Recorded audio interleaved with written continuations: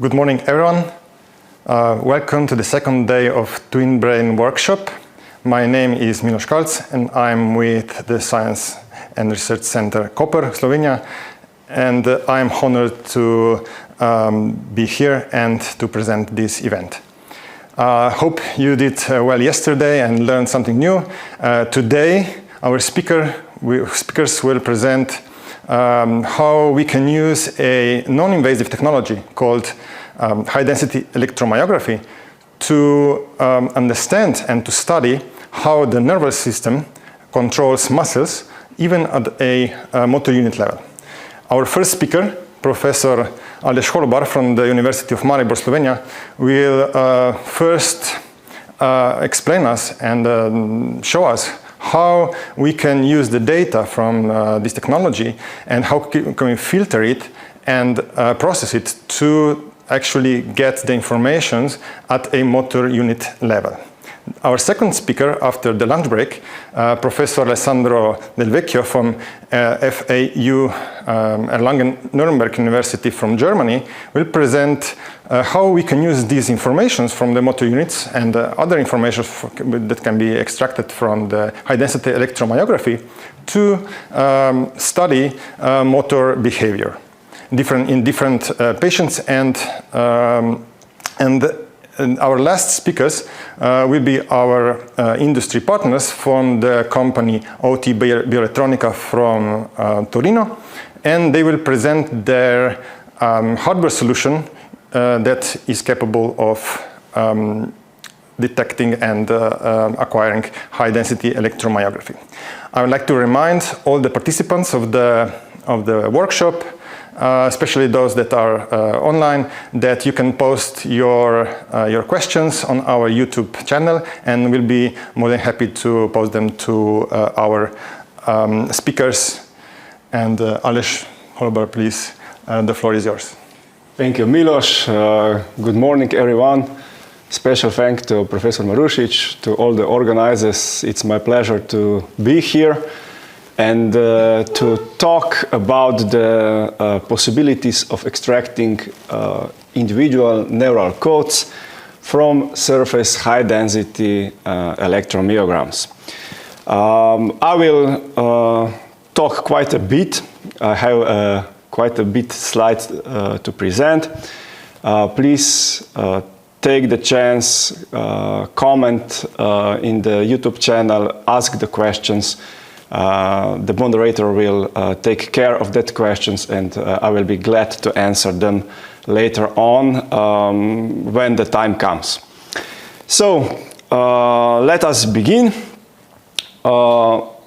with what we can learn from surface electromyograms and neural codes. We all know that the muscles are controlled by the brains. Let's call them brain, central nervous system. And basically, the muscles are controlled in the digital way. So each and every motor unit, it's a group of muscle fibers innervated by one alpha motor neuron, behaves in the digital manner, which means that it fires or it does not fire. And the way how the motor unit fire is fundamentally different between the voluntary contractions and between the electrically elicited or mechanically elicited contractions. And I will present both. Excuse me, sorry. Correct the mic. Good. So that you can hear me better. I will talk about both types of contractions. I will first focus on voluntary part, and we will talk how we can extract motor units, what we can extract, and what are the pitfalls or the warnings that we might get when extracting the neural codes from the voluntary contractions. And in the second part of my talk, this will be after the pause, I will also touch the elicited contraction. This is one of the things that we are developing very, very recently, so it's a very new methodology, and we made a substantial progress in the last year. So just keep in mind for the time being that in the voluntary contractions, motor units fire asynchronously, and in the elicited contraction, there is a high synchronization between the firings of the motor units. So, what can we measure out of this system, out of these muscles? We can measure the electromyogram. And there are two ways of measuring electromyogram. One is on the surface of the skin, and this is non-invasive. And the other is invasive by inserting the needle into the muscle. The needle recordings allow us much more precise picture, but the needles are very, very selective. So they see just a few millimeters around the needle tip, which means that the recorded electromyogram, the recorded electrical activity of the muscles, will be much less complex than the one recorded on the surface of the skin.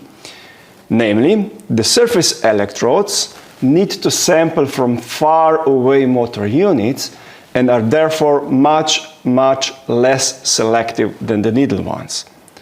As a consequence, the surface electromyogram is much more complex signal.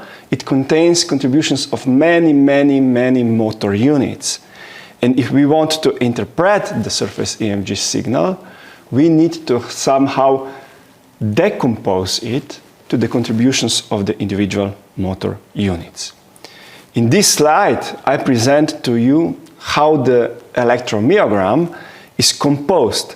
So you have the trains, the motor unit action potential trains from individual motor units, and in this slide, the territories of the motor units are depicted by these red circles. They are of various sizes, they are of various locations, and I encircled in black those for which I also depicted the MUAP trains. And you can see that the far away or deeper motor units and smaller motor units contribute very, very little energy to the surface EMG. This is this motor unit at the bottom, while the big superficial motor units contribute substantially more energy. These contributions are then linearly summed into the surface EMG, and we need to understand which motor unit fired. By firing, I mean when it triggered this motor unit action potential. The second thing that you see is that the firings of the motor units are sparse. So there is one action potential, and then let me do it in the way so that you will see my mouse. So you can see here action potential, and then nothing, and then another action potential, and then nothing. And it is this sparseness and this asynchronous firing, because we see that this motor unit fired in the different time moments than the next motor unit. There are these two properties that make the decomposition of the surface EMG possible. Okay? So two take-home messages: asynchronous and sparse behavior of motor units, and weighted contributions of the motor units in the surface EMG. Okay, when we talk about the decomposition, we try to come from this signal to the information down here, and of course we will not be able to see or decompose or identify the small motor units here at the bottom. They are simply beyond our reach, they are beyond the noise level and unidentifiable. But we will get the information from the most superficial and also the largest motor units. Okay. Let us talk about exploiting the results of the decomposition. Right? There are many, many different applications, and probably there are many among you who would like to use the analysis of surface EMG in a different way. There are some biomechanical applications, there are some electrophysiological applications, etc., etc. And the way how the muscle works is depicted in this graph A. Here we see the different color lines which basically depict the product between the firing rates of each individual motor unit and the size of the motor unit, the number of fibers that motor unit contains. And you can see that you have small motor units depicted in blue, and then a large motor units depicted in red. This is their behavior profile, and this is how these motor units contribute to the exerted muscle force. Okay? If you are into the biomechanical or electromechanical coupling, then this is the information that you need, this is the information that you want. The problem is that nowadays we are unable to identify the size of the motor unit. We are able to identify their firing rates, but it is very, very difficult to accurately identify the size of the motor unit. So essentially, we cannot get to the point of this information. What we can do is identify the firing rates. And this is depicted in the graph B. Of course, these are all simulations so that they are more clear. I will frequently use the simulations, and then I will back up my explanations by the experimental measurements in today's lecture. In graph B, you see the firing rates of the motor units. And you see that you lose the information about the motor unit size. Again, the small motor units are depicted in blue. The biggest one is here, it's a dark red. And there are motor units in between. Not all motor units simulated are shown, because if I would show this, the graph would be very, very, very dense. And you can see that, the motor units differ in the behavior. So this is a typical so-called onion skin behavior. In experimental conditions, sometimes you see this onion skin behavior, sometimes you don't. And I will skip the discussion when you don't see this onion skin. But the take-home message here is that motor units behave differently. Low threshold motor units typically have higher firing frequencies and are recruited earlier, and the high threshold motor units are recruited later on and reach lower firing frequencies with the force. So we are seeing here there was a triangular excitation profile, or you can say there was a triangular simulated muscle force. If you take a look in how the information is managed in the surface EMG, then you would get this kind of graph. So here, the firing rates of the motor units are multiplied by the root mean square value, so the energy of the motor unit action potentials.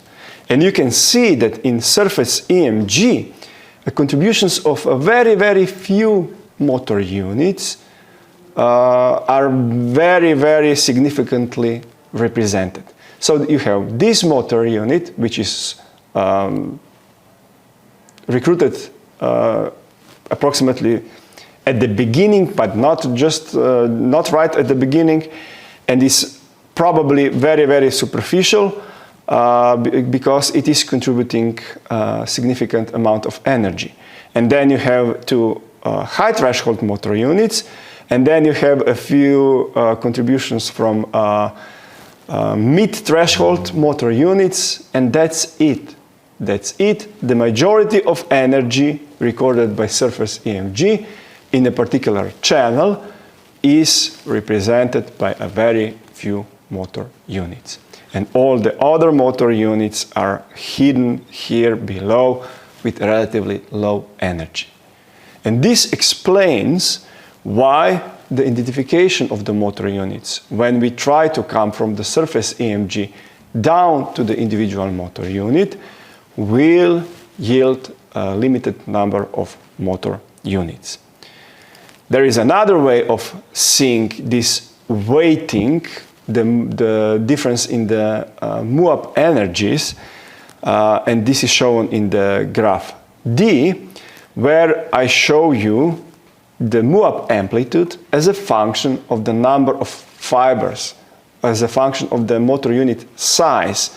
And you can see different behavior, very varying values, dispersed behavior, because there is a second very important parameter that impacts the MUAP amplitude, and this is the depth of the motor unit in the muscle tissue, or the distance from the motor unit to the uptake electrode. Okay? We don't know that distance. We even don't know the size of the motor unit, so we will not know until we decompose the weights, the MUAP energies, the weights with which the motor units contribute to the surface EMG. Okay. So, again, if you talk about the surface EMG, then you talk about the weighted distributions where the weights are, the weights of the motor unit contributions are the MUAP energies. And if you talk about the decomposition, about identifying the firing times of the motor units, then you talk about this behavior, the analysis of the motor unit firing rates. Okay? You can sum up, as I showed here, you can sum up the individual spike trains. So this all or nothing behavior, zeros and then one, and zeros and then one, these are called spike trains. You have a spike train from one motor unit, each spike identifies the firing of the motor unit. You see the asynchronous firing patterns, because this was a voluntary, simulated voluntary contraction, and then you can sum up these spike trains of identified motor units. You get to the cumulative spike train. You can low-pass filter it or smooth this cumulative spike train, and then you have a quite popular estimation of the muscle excitation.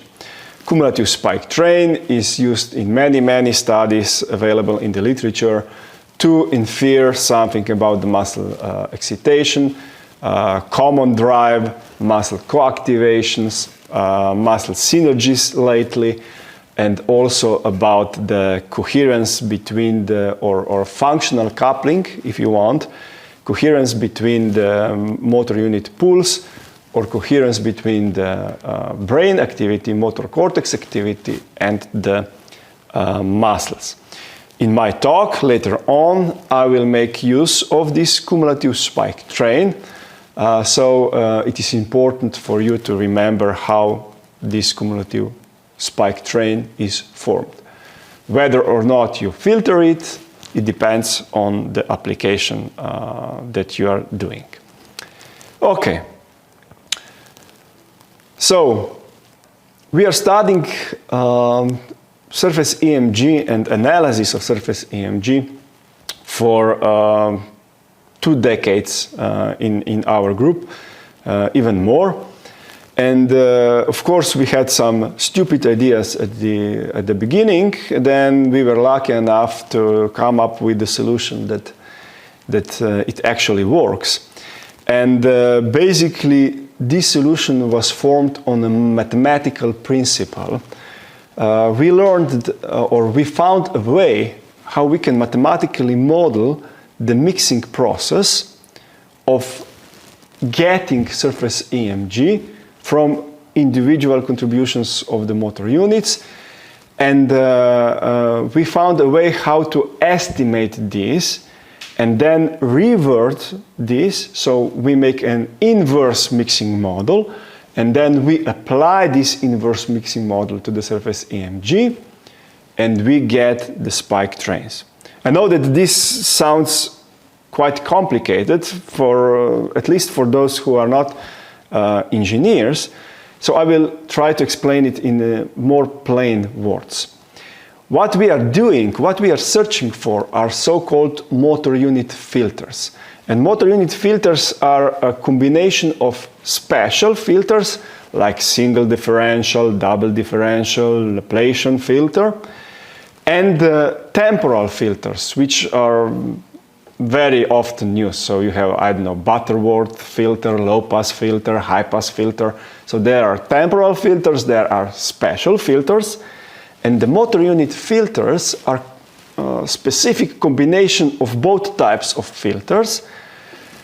You learn motor unit filter, and then once you know the motor unit filter, you can apply it to surface EMG, and what you will get is these spike trains. Of course, each motor unit will have its unique filter and will yield its unique spike train. And this is a very, very powerful concept. The fact that you can learn motor unit filter and later on apply it, is very, very useful, because you can use calibration contractions. You can use the contractions outside your main experimental protocol to learn the motor unit filters, and then you can apply these filters to whatever you are measuring in the main experimental protocol and get to know the spike trains of the motor units. So you can learn the motor unit filters or identify the motor unit filters in advance. And this allows you to identify the motor units even in the contractions which are very, very short. Okay? When I will demonstrate how this decomposition works after the break, I will talk about the length, the minimum length to efficiently estimate the length of the signals to estimate the motor unit filter. And I will tell you that typically you need 10 seconds signal or more. We use usually 10 to 15 or 20 seconds of a signal to reliably learn the motor unit filters, but when you learn it, you can apply it to much, much shorter contractions. I will also show you how you can transfer the filter from one contraction level to another. So please remember, the take-home message here is that the motor unit filters are something that can be learned in advance and then applied to the recorded high-density EMG signals to get the spike trains. Okay. If you pay attention, you will see that in these spike trains there are spikes with a bit varying height. This is the impact of the noise. And then there is also baseline jitter, the baseline noise. It's relatively low in these three examples, but it's not always the same. Okay? And in years, we learned that this baseline jittering, this baseline noise, carries an important information. Namely, you can calculate the energy of the spikes. So you take these spikes, you put the threshold, you declare everything above the threshold as a firing, everything below the threshold as a noise, and then you calculate the energy of the firings, spikes, and compare it to the energy of the baseline noise. And you get so-called pulse-to-noise ratio. And this ratio can be calculated, of course, for every identified motor unit. But what this ratio tells you is the accuracy of the motor unit identification. We have here the results on first synthetic studies. So you have the sensitivity of the motor unit firing identification as a function of the pulse-to-noise ratio, and you can see clear correlation with a relatively high pulse-to-noise ratio, around 30 decibels, you can claim the sensitivity of 95% or higher, right? And these are graphs for the 10% simulated contraction level, and these are graphs for 50% simulated excitation level, and they are pretty much in agreement. On the second blue graph, you see the false alarm, so wrong identification of the motor unit firings as a function of the pulse-to-noise ratio. And this is expressed in the percent. So we are talking about very low numbers, 0.4, 0.1% of the firings. We see that relatively a few firings get erroneously identified, but again, the error rate drops with the pulse-to-noise ratio. So, do these simulations match the experimental observations? Yes, they do. We performed the simultaneous surface and intramuscular EMG. These are two fundamentally very, very different ways of recording. In such a way different that when you decompose intramuscular EMG and independently the surface EMG, if you find a motor unit in common, and if you measure the rate of agreement between the firing moments identified from surface EMG and the firing moments identified from the intramuscular EMG, that then you can be really, really sure that this is a consequence of the accurate motor unit identification and not due to the random chance. It is highly, highly unlikely that you would identify motor unit from surface EMG and from intramuscular EMG, and that they would match in the firings due to the random chance. Okay? When you find the match, you can then use the intramuscular EMG as a reference and calculate the sensitivity of the surface EMG identification, motor unit firing identification, as a function of the pulse-to-noise ratio. And again, we see the same type of correlation pattern between the sensitivity and the false alarm rate as a functions of pulse-to-noise ratio. And this means that for every and each identified motor unit, we are able to infer something about the sensitivity, something about the false alarm rate, and therefore something about the accuracy of the motor unit identification. And this is very, very important. I cannot stress enough how important this is for the quality control of the applications that follow after the motor unit identification. We are not identifying the motor units because they look nice, these spike trains. We are identifying them because we hope we will learn something from our measurements, because we hope that we will use the firing patterns in the application. And a quality control of the decomposition, the ability to tell which motor unit is identified accurately and which motor unit is identified less accurately, maybe to the extent that it needs to be discarded, it's very, very, very important for the quality of our analysis, for the quality of our applications, whatever they might be, in rehabilitation, in the prosthetics, you name it. And just to give you the impression with what we deal when we do the decomposition, I have two examples in front of you. This is the first one that I'm showing. You see the trapezoidal force profile, so ramp up, then the force plateau, and then ramp down, and you see the firing behavior of one individual motor unit.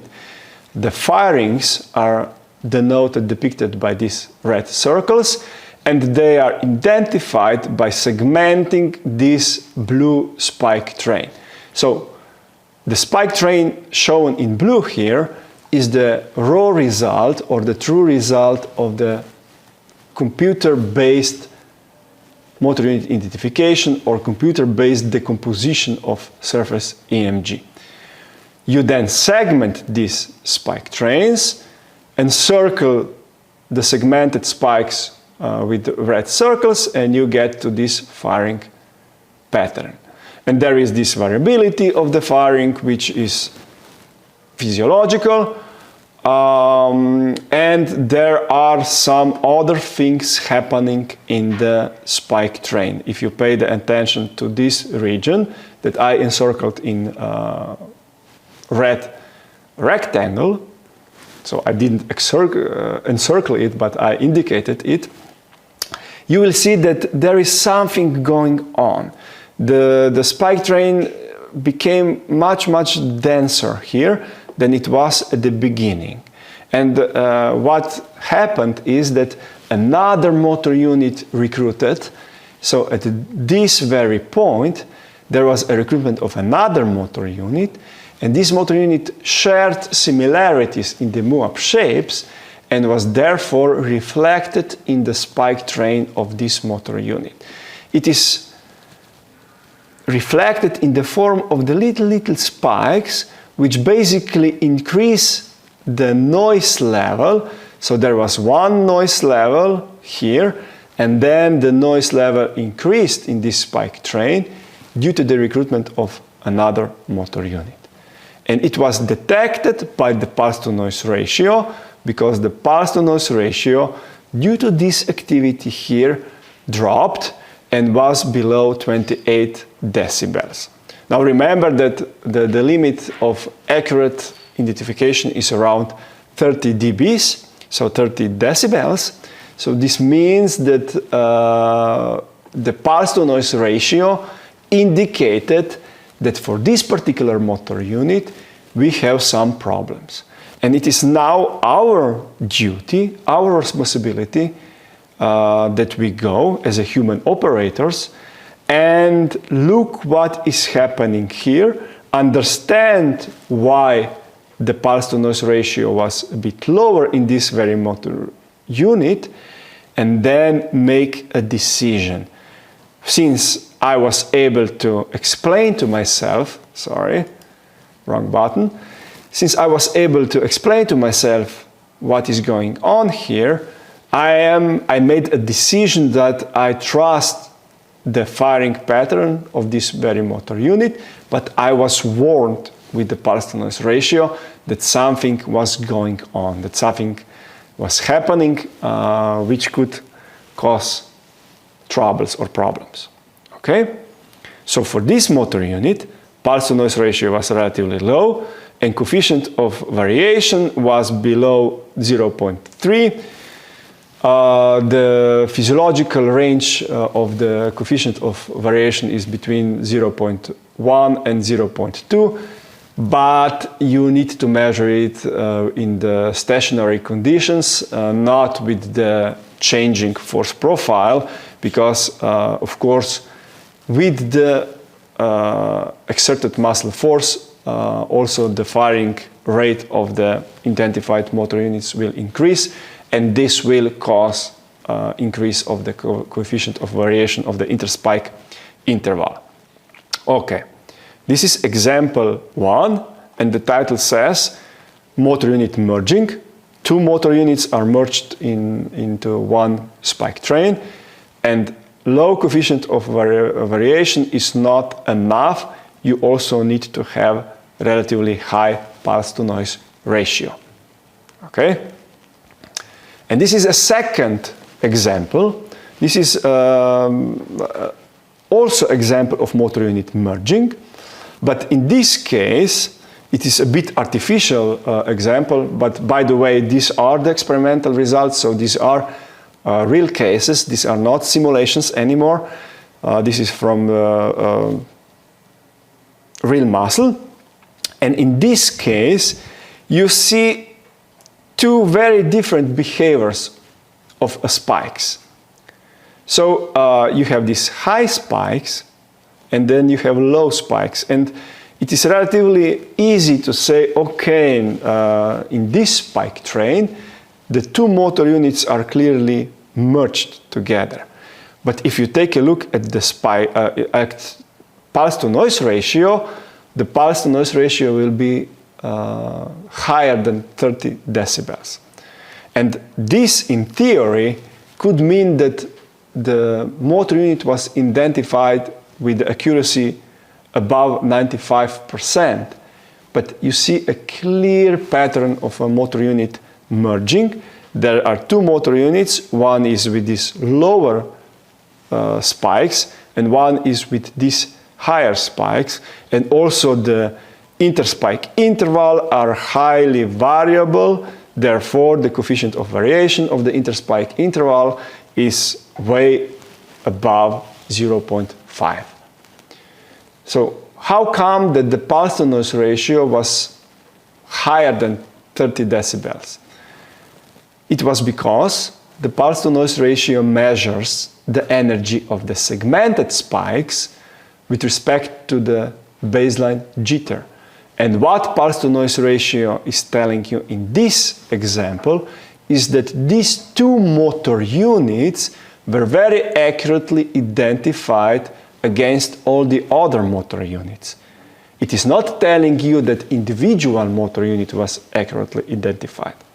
These two motor units against all the remaining motor units were accurately identified.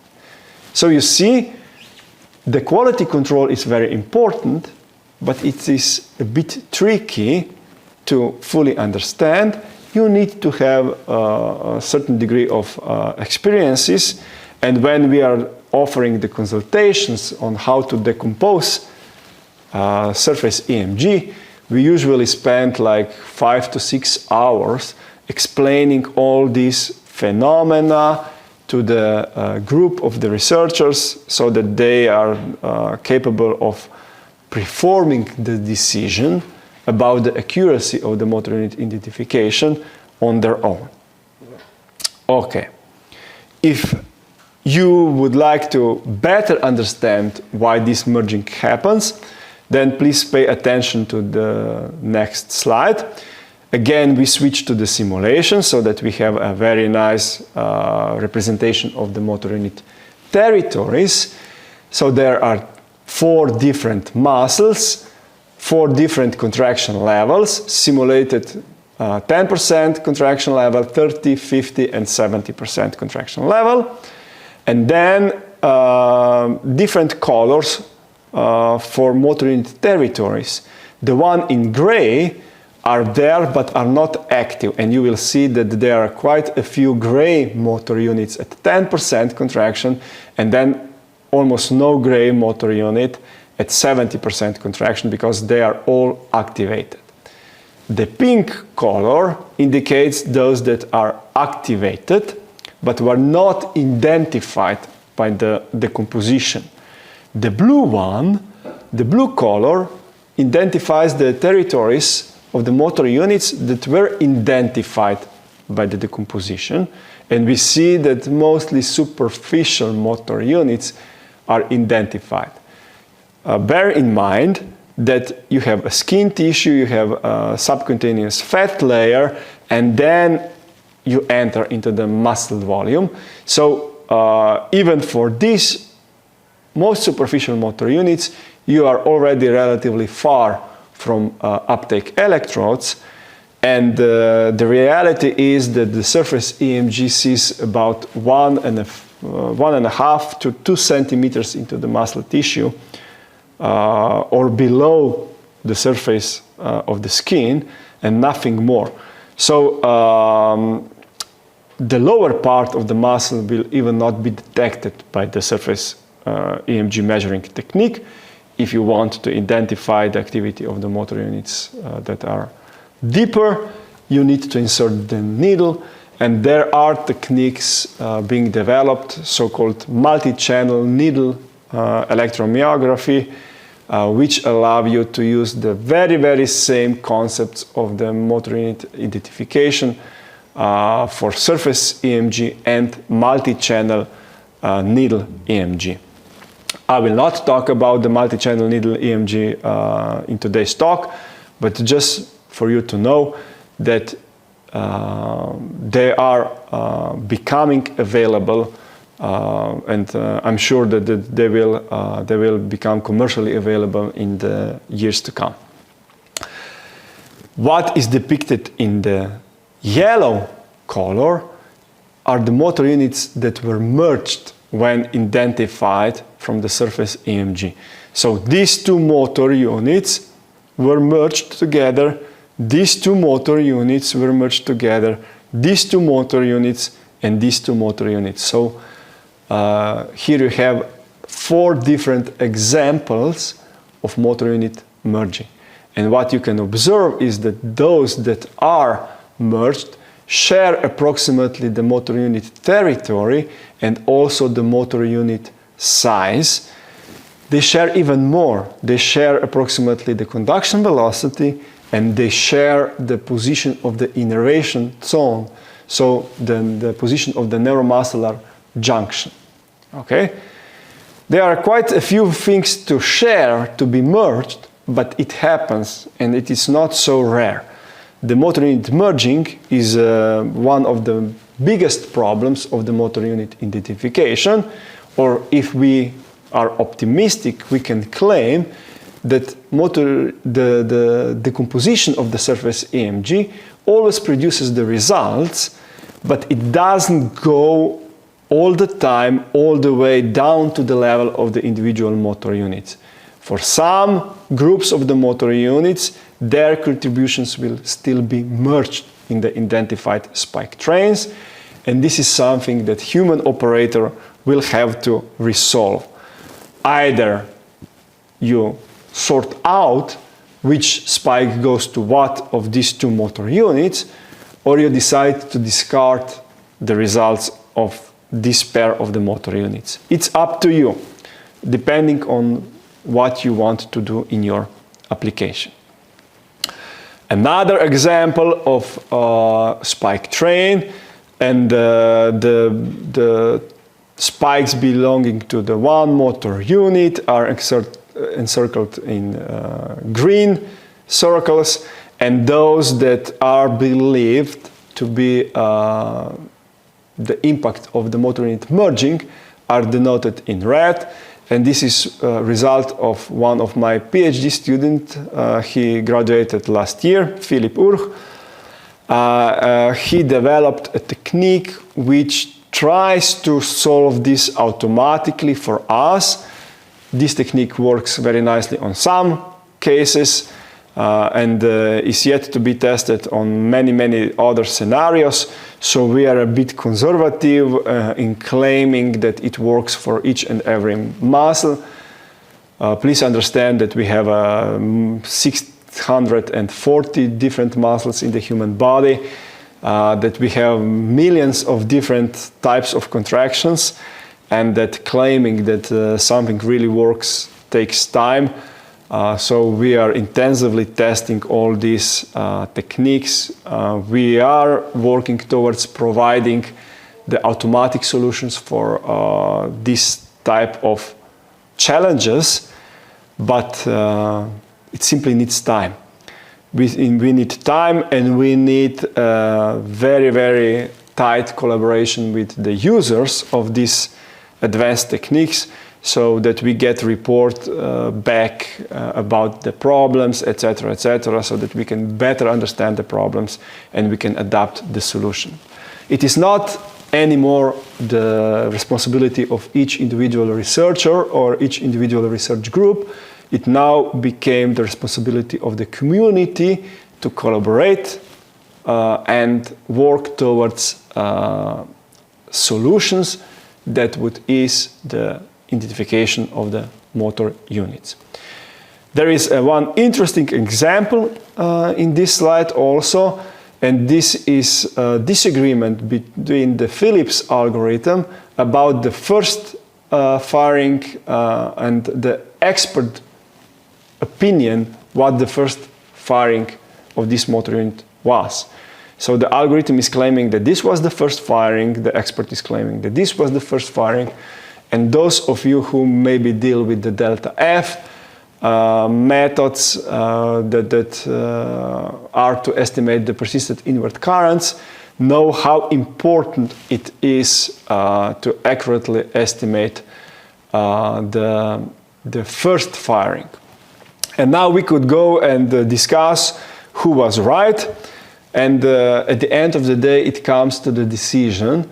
Very likely the expert here said, I'm into the continuous motor unit behavior, this is an outlier, maybe there was a sudden increase of the force, sudden recruitment and de-recruitment of motor unit, so I will not segment this, I will not indicate this as a firing, and the algorithm objectively said, yeah, this is a firing, right?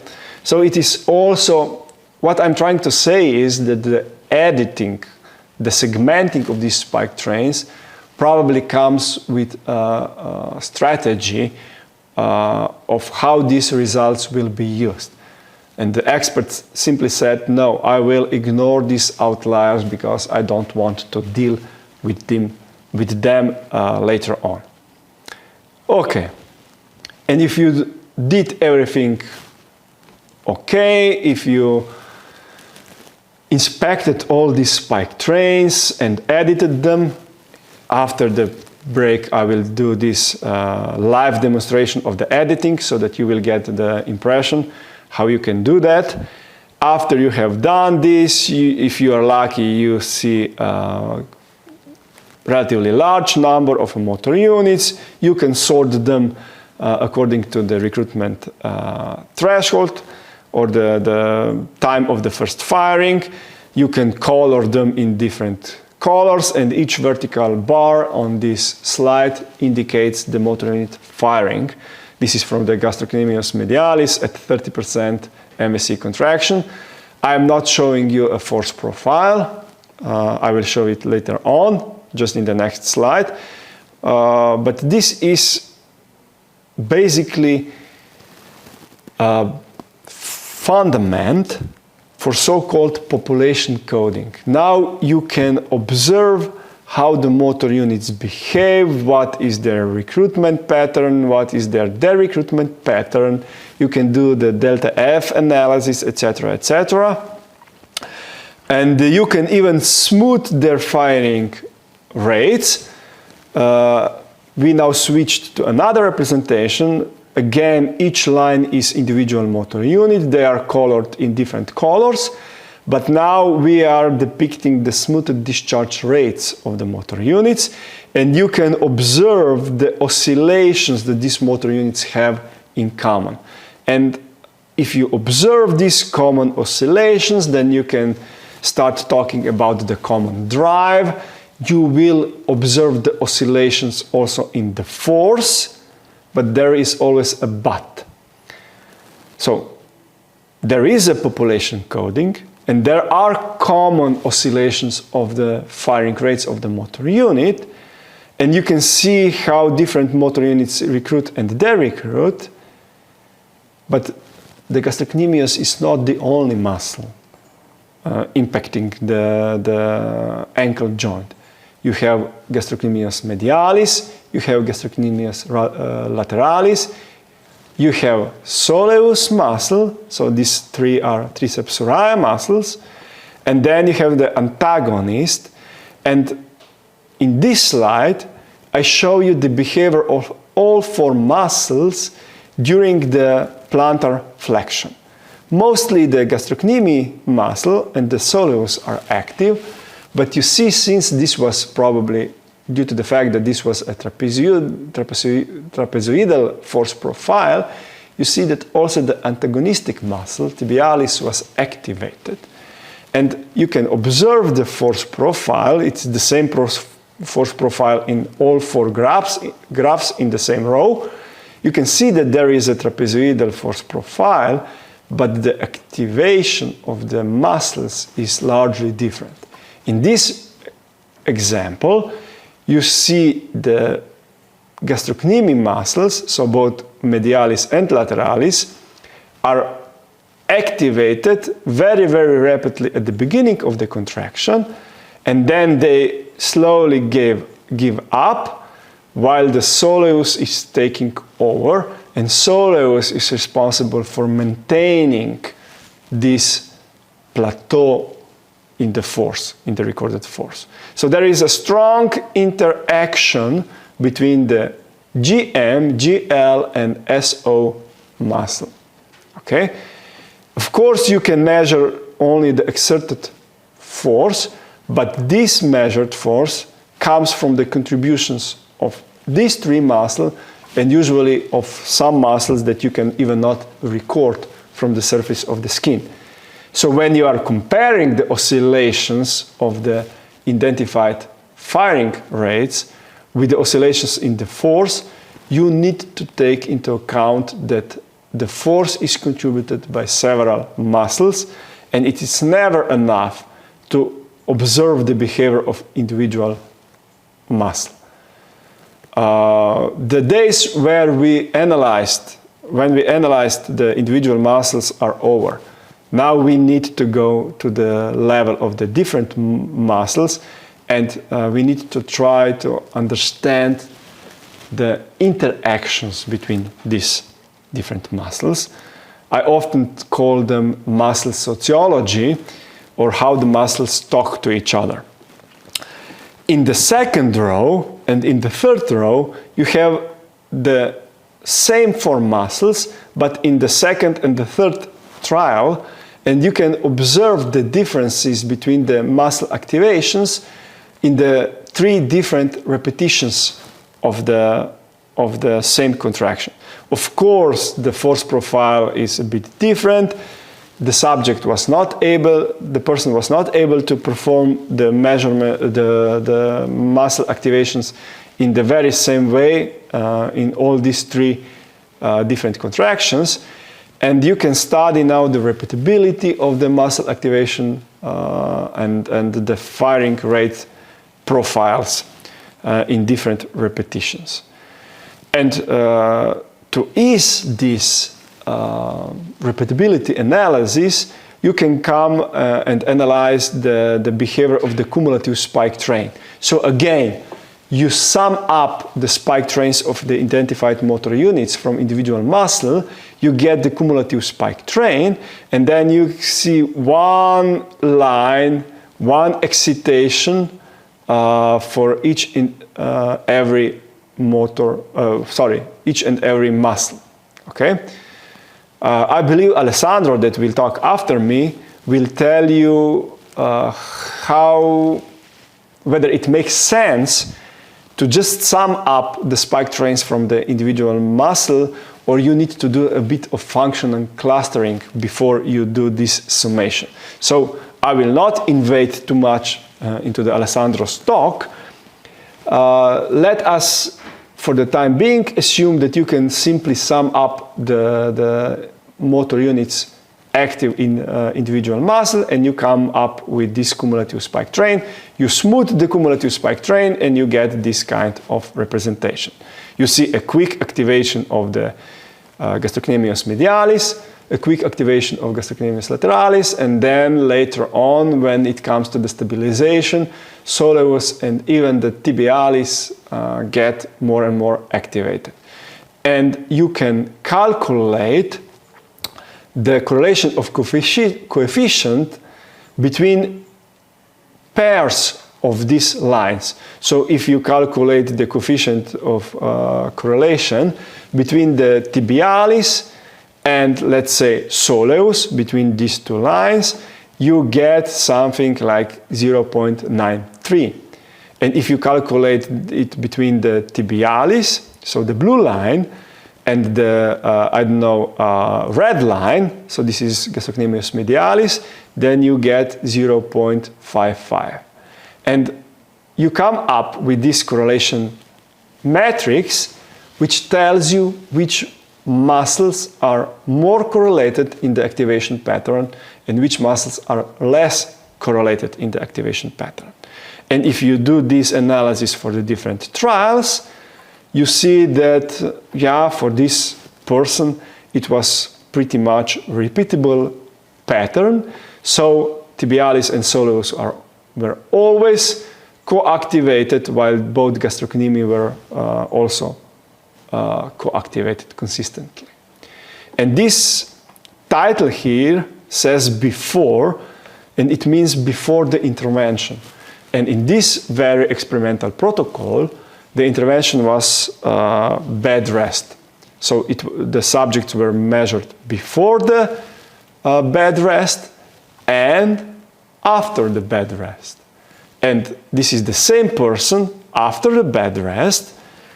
And you see that the co-activation patterns here still exist. So pretty much similar co-activation pattern as before happened also after, and it happened in all 3 repetitions of measurement. Okay? So looking at this, one might think, okay, this is quite a consistent pattern. Do we always activate the muscles in this way?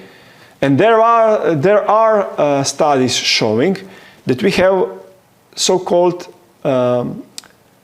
movement signatures, and these movement signatures refer to these common co-activation patterns, and they are called movement signatures because each individual person has its own signature or its own co-activation pattern in a particular type of contractions, right?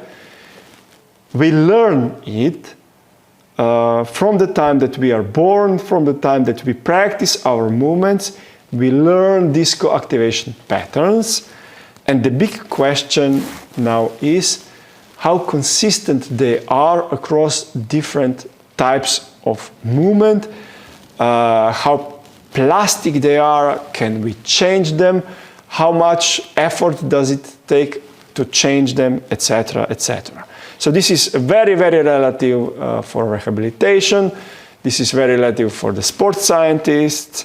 How do we co-activate the muscle, and how can we change this co-activation to get more optimal outcome?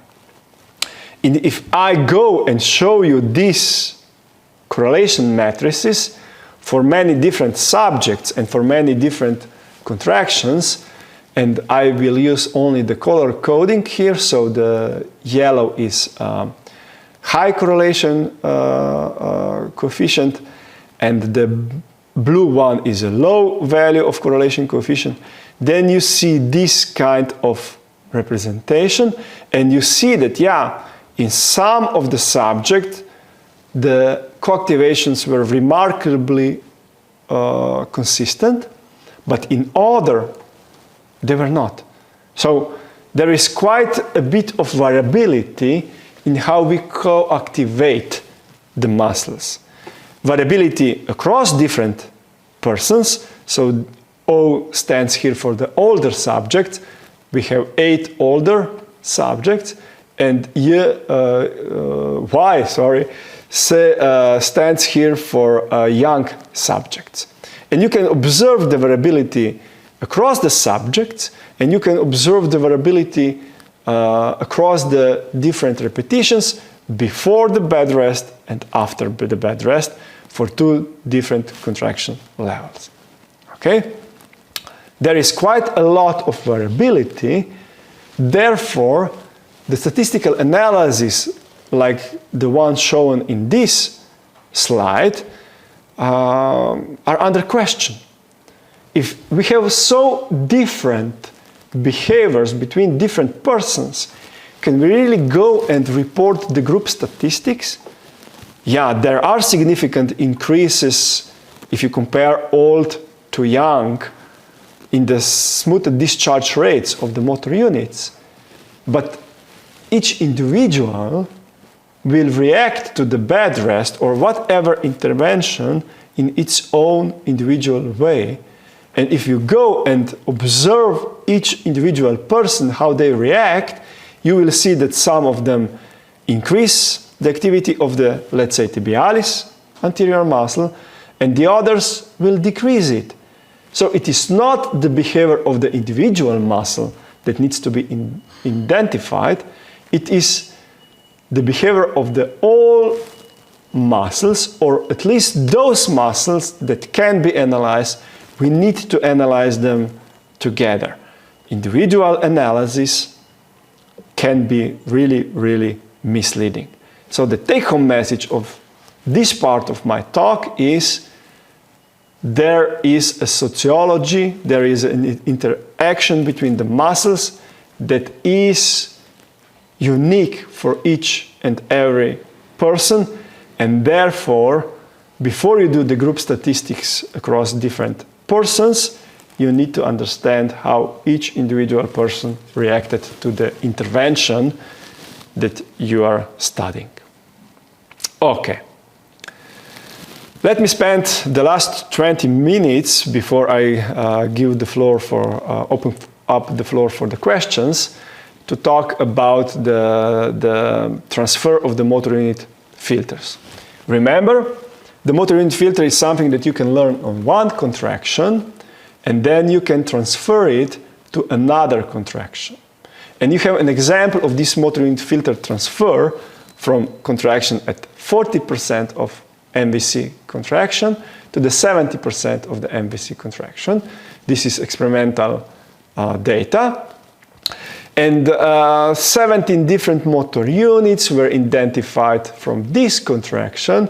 You have their firing pattern in the central plot. You have their smoothed discharge rates in the bottom plot. And then the motor unit filters were transferred to the 70% contraction, and we were able to track all 17 motor units. Only those identified here were also tracked here, because we were simply applying the filters learned in this contraction to the contractions here. Okay? This is a limitation, but it's remarkable that you can estimate the mixing process in one contraction and then apply this knowledge about the EMG mixing process to another contraction, and you still get the identified motor units. I must add that we didn't change the geometry, or we didn't peel off and reposition the electrode on the skin surface, so the electrons stayed glued to the skin in both contractions. Okay? And of course, then the question appears, how effective is this transfer? Can we really learn the filters on one contraction and then we will always get the nice results on another contraction? What if I learn the motor unit filter on 5% voluntary contraction and apply it to the maximum 100% MVC contraction? Will that work? Right? And we went and analyzed the efficiency of this motor unit transfer, motor unit filter transfer, and you have it published. It's an open paper in IEEE Access, so that you can easily find it. But let me comment a bit on the results, because they are reported in this very dense form, and I believe that it's a form that is not immediately intuitive. So let me spend a few moments explaining how you should read this table. So you have 10, 20, 30, 50, 60, and 70% contraction level in rows and in columns. Okay? And in rows you have estimation MVC level, and in the columns you have the application MVC level. So we are learning the motor unit filter from 10% MVC contraction, and then we are applying it to 10%, 20%, 30%, 50, 60, and 70% contraction. And if we learn the motor unit at 10% and apply it to 10%, then we are identifying with the accuracy of 90% or above, approximately 15 motor units. If we learn at 10% and apply it to 20%, we identify the very same number of motor units. And if we apply it to 70% contraction, then the number of accurately identified motor units drops to about 12. Okay?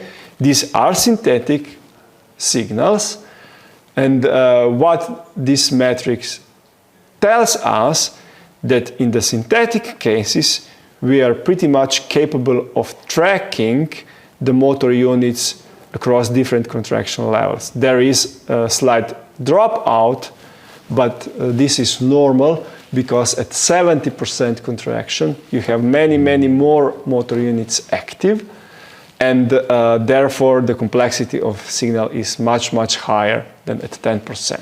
Okay?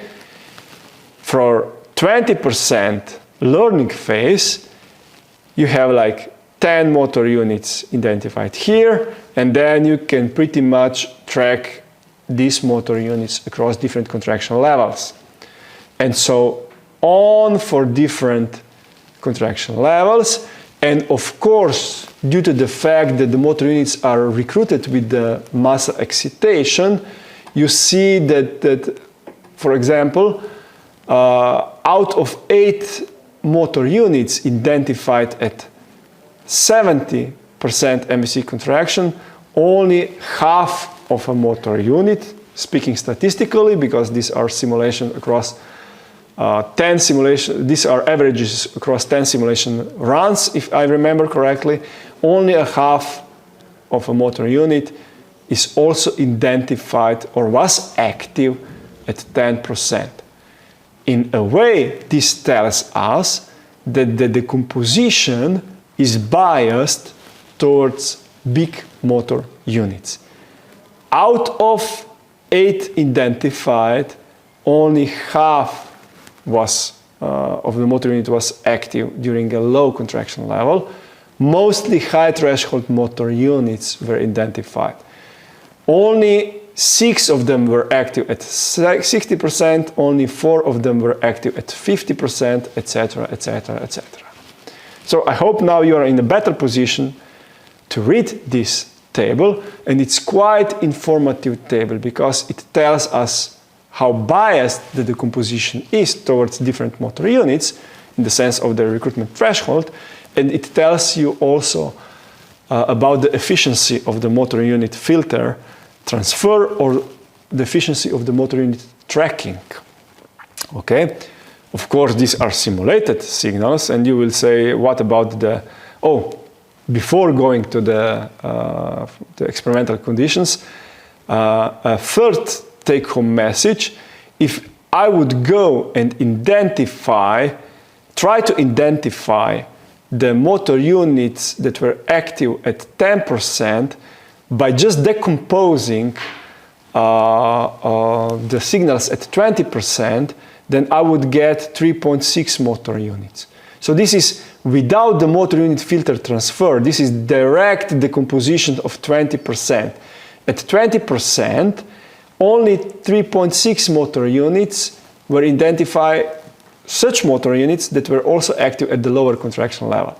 And you can see how these figures drop, and you can compare this with the previous table, and you see the difference between the yield of the decomposition if you go and identify and decompose each individual contraction level with the efficiency of the motor unit filter transfer.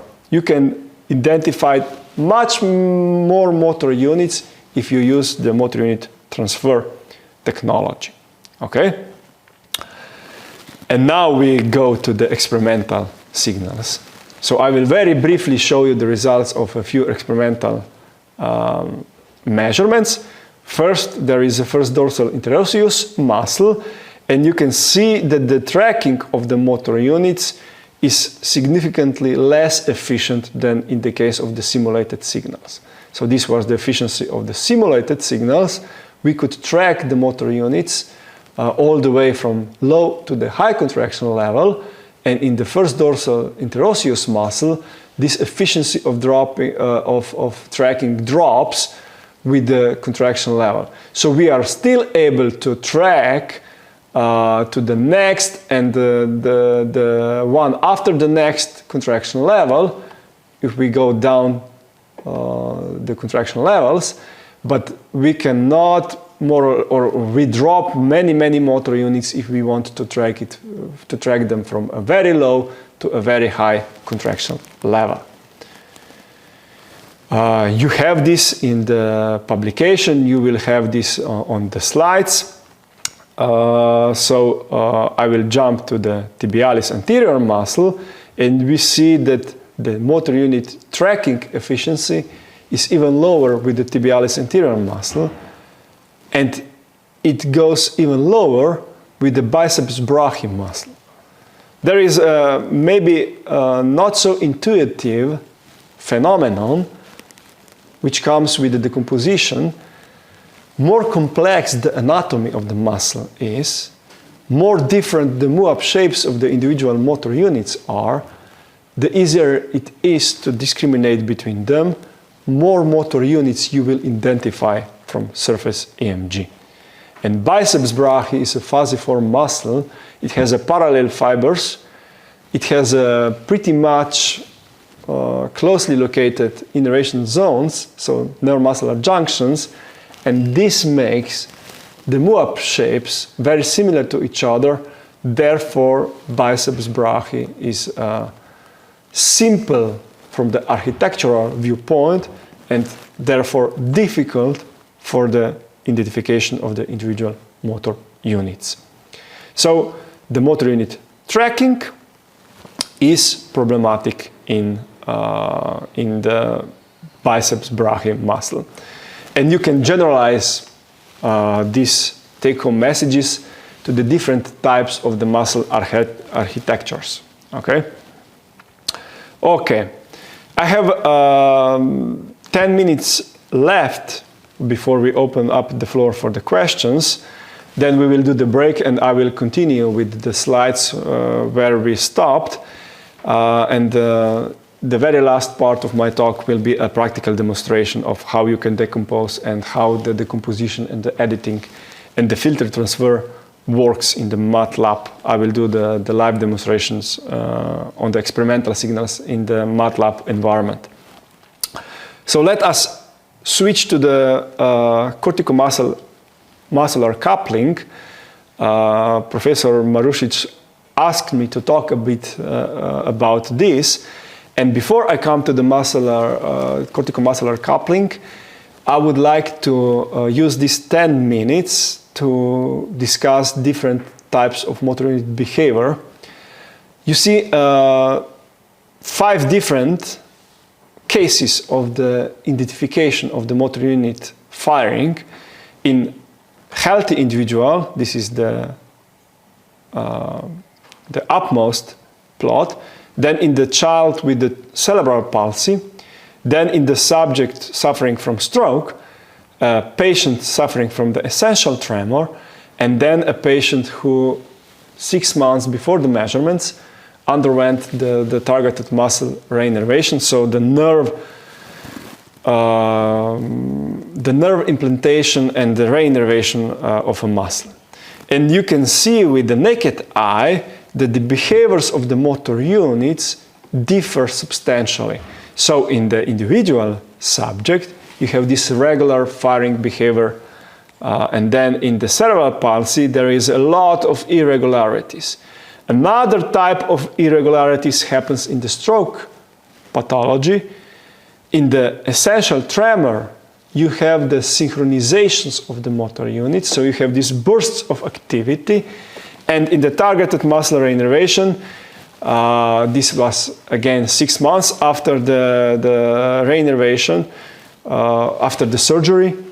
So very likely the neuromuscular junctions are not fully formed yet. And there are irregularities in transmitting the electrical pulses from the alpha motor neurons to the muscle fibers. Okay? And of course, you can go and measure different properties out of these firing patterns. So again, we have, for the healthy individual, here a bit of statistics. You can see the smoothed firing rates, you can see the coherence between the different motor units. So this coherence plot is calculated from the cumulative spike trains. You take half of the identified motor units, calculate the cumulative spike train from these 4, and calculate the cumulative spike train from these 3 motor units.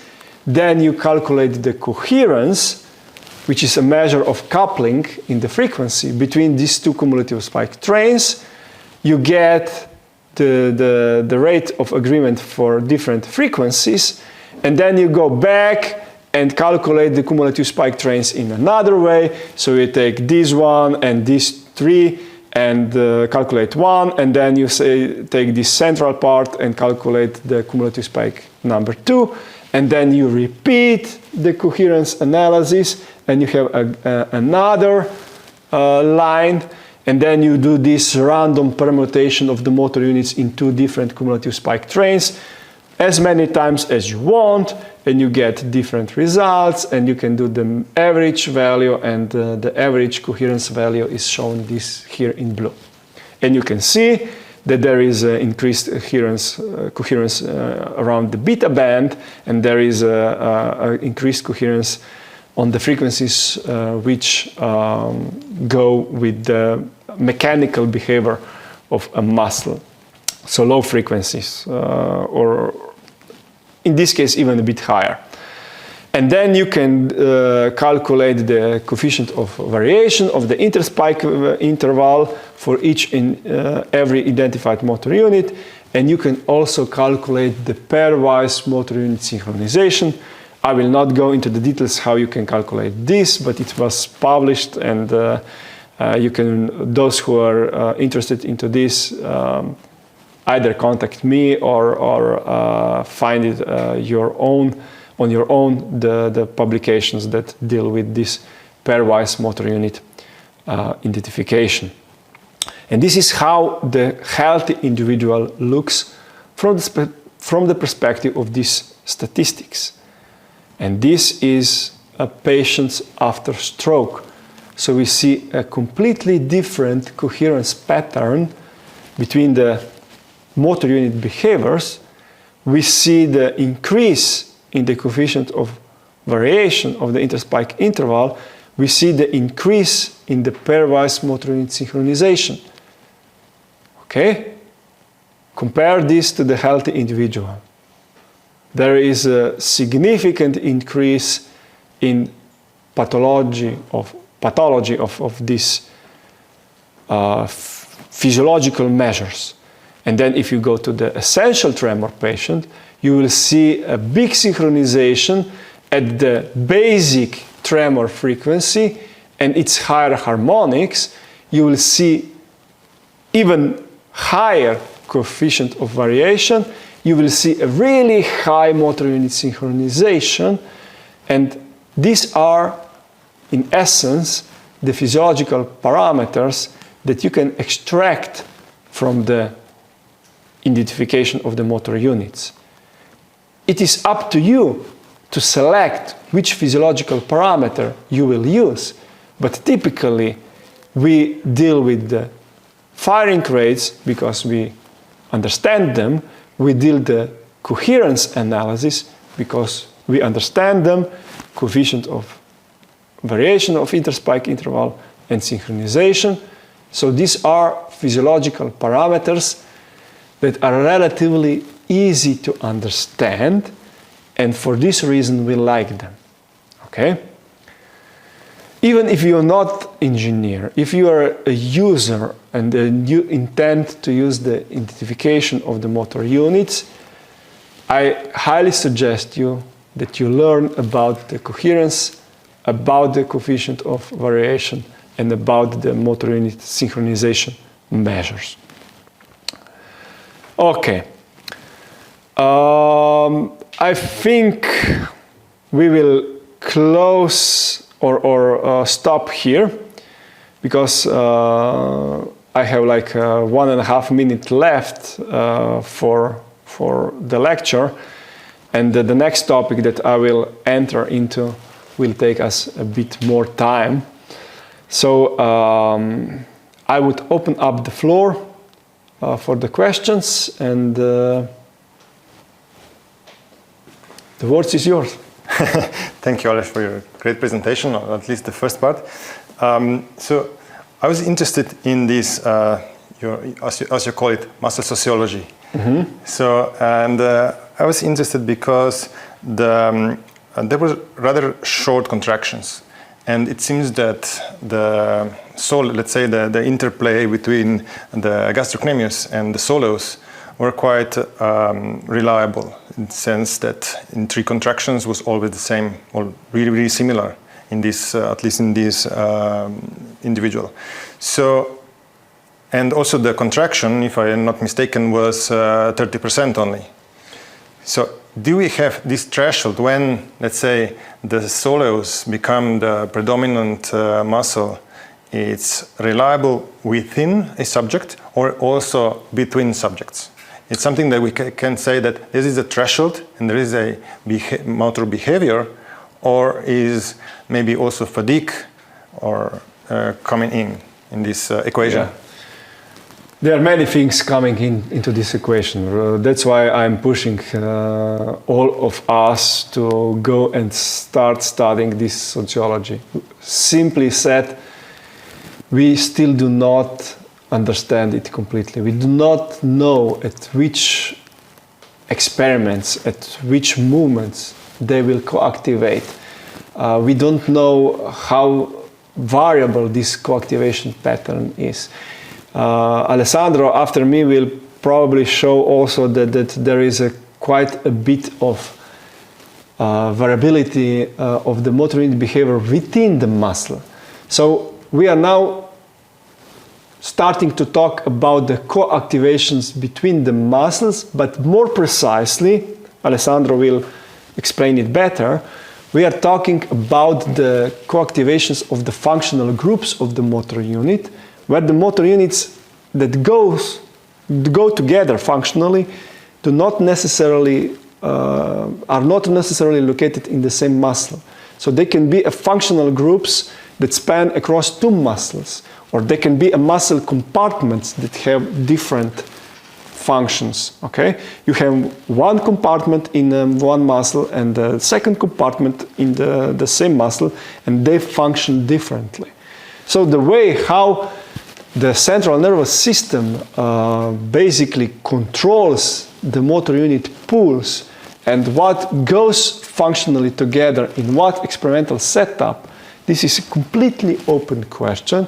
It's a very interesting question, at least from my perspective, and we will simply need to tackle this question, analyze this question in as many experimental protocols as we can, and then we will probably get some information about how tightly coupled the motor units are in anatomic sense, so how they wire together, and what is the level of the plasticity, because the central nervous system can modulate these connections, to what degree it can modulate these connections. I think we will have very variable results. We will have one mode of operation and then another mode of operation, and yeah, it's very, very exciting. One question in the chat. Okay, if I can add, just I'm trying to reach the chat. I have, yeah. How many motor units can be decomposed with 64 channel array? Okay, how many motor units can be decomposed with a 64 channel array was a question. So this depends. This depends. We saw anything between 0, so complete failure, to I think that the record now is 71 motor units. Of course, the record happens all the time, right? Or not. So no, you need to be quite lucky to have. You need to have a very complex muscle with relatively low subcutaneous tissue thickness and really good athletic person to get to this number of motor units. On average, there is, I don't know, like from 10 to 20 motor units identified in average cases. And there was a very nice manuscript by Alessandro del Vecchio in the JAG journal where Alessandro compared the number of identified motor units across different experimental protocols, across different muscles. So search for that manuscript, Alessandro del Vecchio, JAG publication. I think it was 2 years ago or 3 years ago. And there you have listed average numbers of motor units identified. I think it's quite informative, at least for that question. Thank you, Aleš. So another question I think it's related to this, and it's related to the transfer of detected motor units from different MVC levels. So what do you suggest from experimental point of view? It's always, we see that the contractions are biased towards, that the decomposition and especially the transfers are biased towards bigger motor units. So if we want just to measure the bigger, we got this, we are worried that probably we'll lose a lot of information from the lower one. So from a experimental point of view, when we have several times we have really long protocols, what is the bare minimum, let's say, contractions that in your experience, that's the minimum that we can, let's say, reliably get the maximum of this method? Yeah. Again, all good questions, but I'm not able to give you the precise answer because it is application dependent, right? We hope that the tables like this that I'm currently showing will help you out in understanding how to shape the experimental protocol, right? Of course, we don't want to torture the persons with too many measurements, right? So it's up to you to decide how many calibrating contractions you will perform before your main protocol and how they interfere with your main protocol. I can add that you can do the calibration several hours before your main protocol, but then this means that the subject needs to sit there and wait, so you're extending the period of the measurements. Yeah, if you will do the high contraction levels only, you will be biased toward the big high threshold motor units. But have in mind that this bias is not only in the decomposition. It is there in the surface EMG. So decomposing or not decomposing, when you measure high threshold, when we measure high contraction levels, you measure mostly big motor units, high threshold motor units. This is inherently so present in the surface EMG. And due to the fact that it is in the surface EMG, it is also reflected in the decomposition. Right. We have time for one more question from the chat. I would encourage all of you to ask me all possible questions, right? Let's keep this talk open for everything. There is no stupid question. So the question is like, what do you think about using MMF, group of PCI, for analyzing MU synergy of synchronization? Yeah, thank you. So I will repeat the question. What I think about using the non-negative matrix factorization for estimating the excitation of the muscles. and muscle synergy analysis. In very short, there are 30 seconds to the break. It is useful, but it comes with the limitations. So if you will do measurements which take a lot of geometrical changes, then the non-negative matrix factorization will also, the components that you will identify with the non-negative matrix factorization will reflect also these geometric changes and not only the excitation changes. That will be my very short answer. So be careful. If the muscle doesn't move much, it's nice. If it is moving, then you will be reflecting the geometrical changes of a muscle in the components that you are analyzing. Thank you very much for your first part of the talk, and see you after the break. So welcome back after the break. Just a minute that we solve the issue with the sound. Good. We can continue.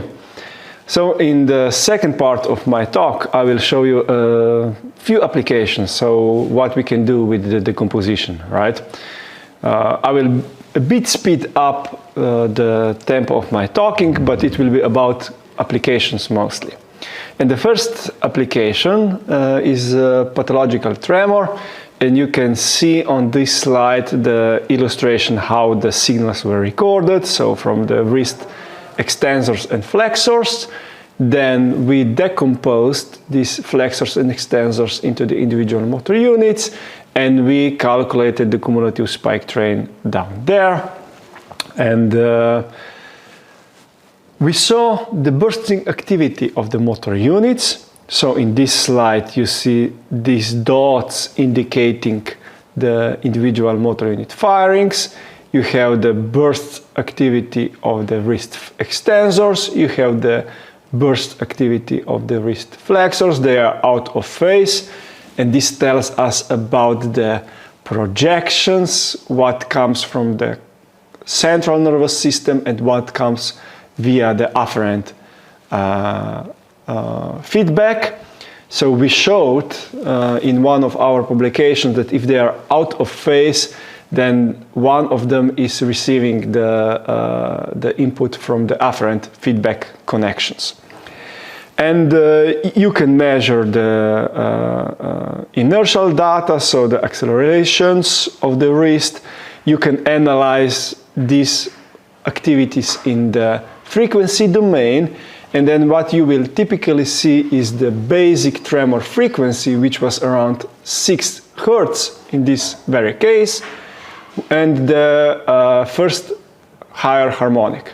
Okay, so this is a basic frequency in the flexors, and the flexors have their higher harmonic. If you observe here, they are much more synchronized than the extensors, which have lower higher harmonic. Okay, and then you can use this decomposition, this EMG based decomposition, so electromyogram decomposition, to decompose also the signals that you can record from the cortex. If you simultaneously record the electroencephalogram, EEG, with the EMG, then you can use the information about the activity of the motor units to filter out from the EEG channels the tremor component in the cortex. Okay? Here is a technical representation of a data model. This is, again, is published for those interested into the technical details. And here is this is the only slide with the equations. Again, they are explained in this publication, how you can use the activity of the spike trains of the identified motor units together with the EEG activity to come up with the cortical estimation of a tremor.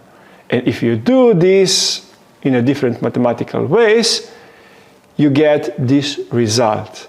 So in blue here is a cumulative spike train from the extensors, and here from the flexors, And in red, it's a cortical activity that is functionally coupled to the activity of the motor units. And this was one of the first evidences, direct evidences of the cortical oscillations at the tremor frequency. So it was beyond the classically used coherence analysis because it directly gives you insight into these oscillations. For comparison reasons, or for the sake of clarity, also the oscillations recorded by the inertial measurement units are depicted in gray. Here you have a temporal domain, and on the right you have a frequency domain for all the reported entities.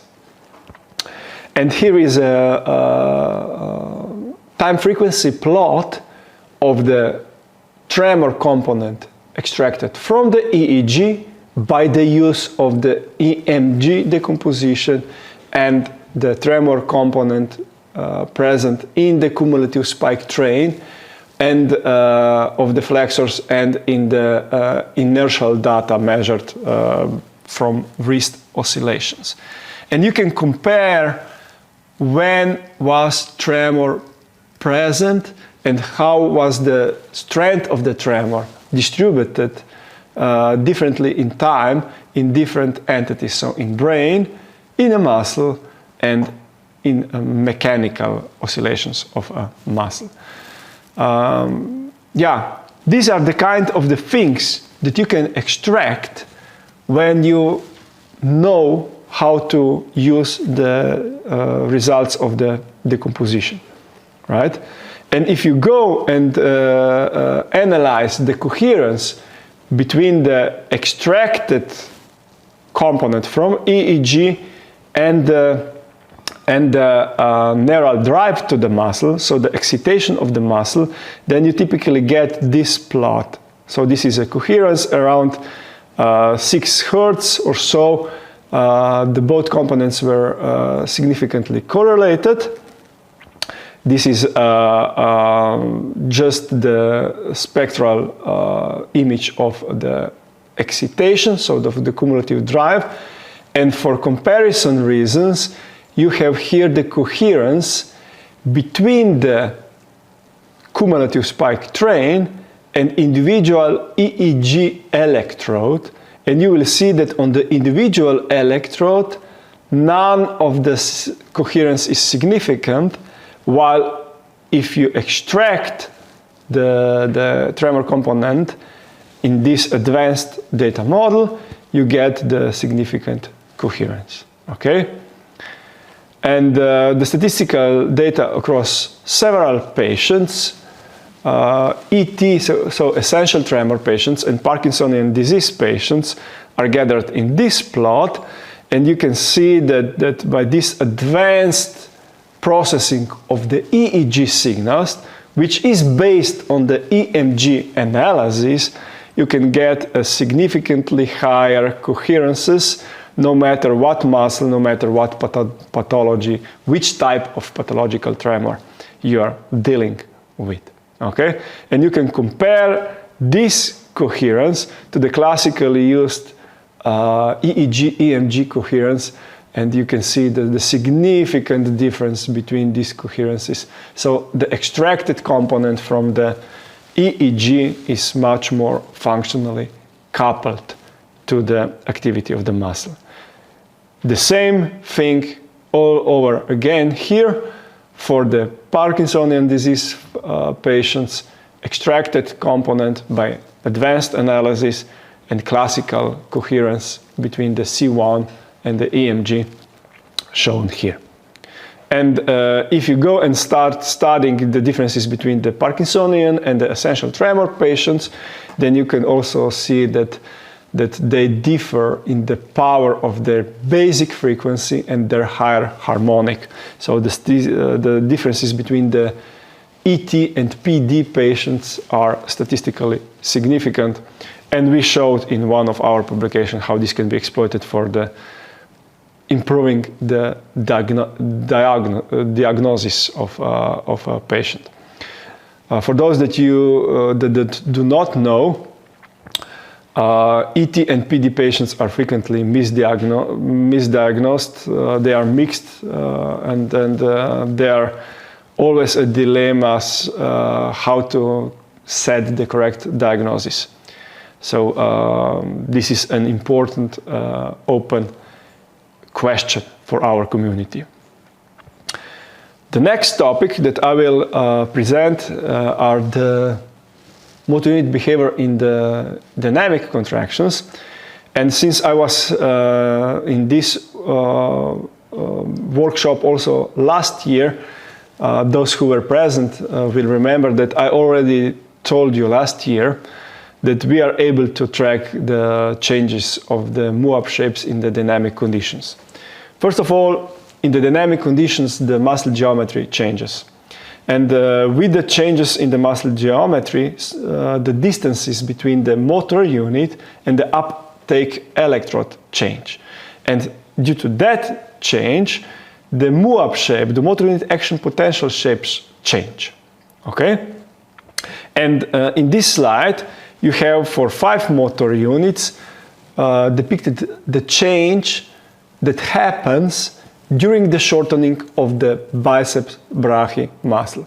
So there is one motor unit here on 4 channels, a second motor unit here, third, fourth, and fifth, and you see the MUAP shape of this motor unit at the beginning of shortening with the muscle fully extended in blue, and after the almost complete shortening, we were a bit distracted by the array, so we could not perform all the way to the end, but close to the end, full shortening, the MUAP shapes are depicted in red. And you can observe how big the change of the MUAP shape is for this motor unit.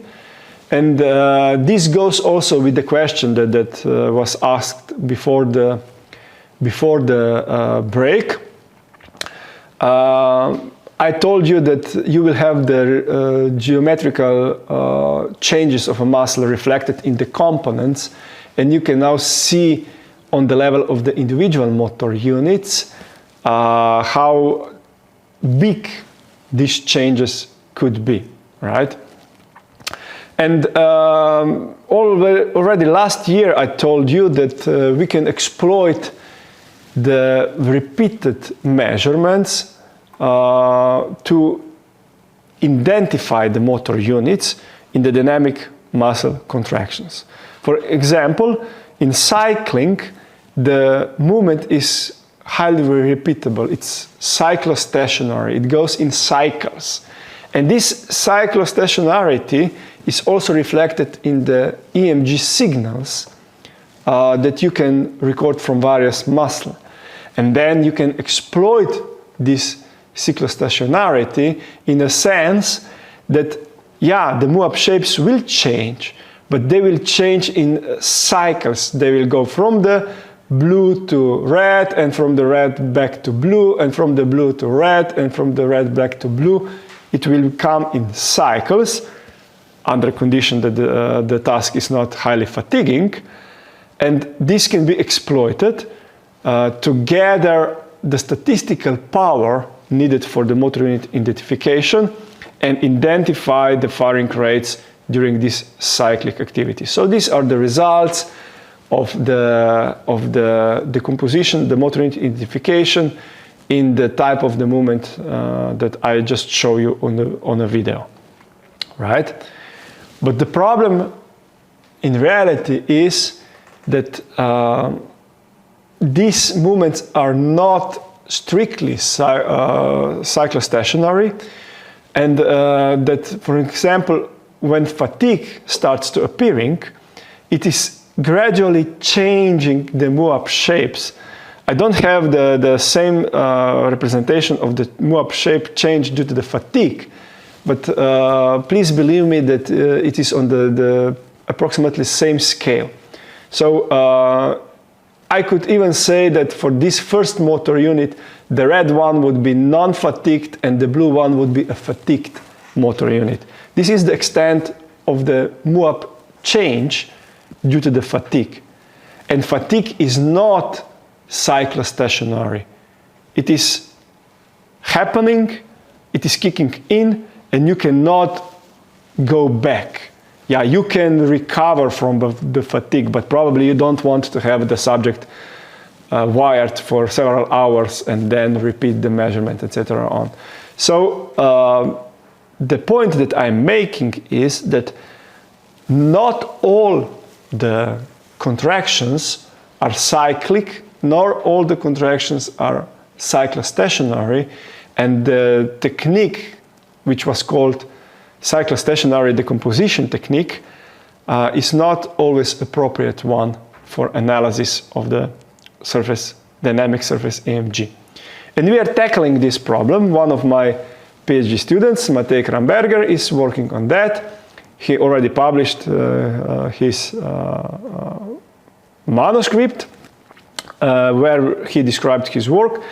And what Matej is dealing with is trying to predict the changes of the MUAP shape based on the changes that were measured. So if I measure the change from stage 1 to stage 2 and stage 3, and these are the 3 different stages of the muscle shortening, if I measure this at the beginning of the contraction, can I predict all the remaining changes? This is the problem that Matej is dealing with, and he showed us in this manuscript that you can predict it, that these predictions are piecewise linear, and that you can use these predictions to update the motor unit filter to adapt it to the geometric changes, and with this adaptation you can track the spike trains across the dynamic contraction, even if the dynamic contraction is not repeating. It's not cyclic, or in a highly fatiguing contractions, which also cause the uncyclic change of the motor unit action potential. So by predicting the change, by learning from the past, you can predict the change on each and every channel. When you combine this across different EMG channels, you get the prediction of the motor unit filter, and you can successfully apply this prediction to track motor units across the dynamic contraction. So in a very short manner, we have this result depicted on the slide. So these are the contraction levels from 1 with the fully extended muscle, this was a biceps brachii, to 36 with the fully shortened muscle, and then we use the first 3 shortening levels for estimating the changes, and then we predicted the changes, and from the first 3 contraction shortening levels, Matej was able to track the motor unit all the way to, I don't know, 1/3 of the muscle contraction. Then we had to restart the basis, and we tracked from these contraction levels onwards, and then after 2/3 of the contraction we had to restart. So yeah, eventually your linear predictions from beginning to the end will become less accurate and you will fail.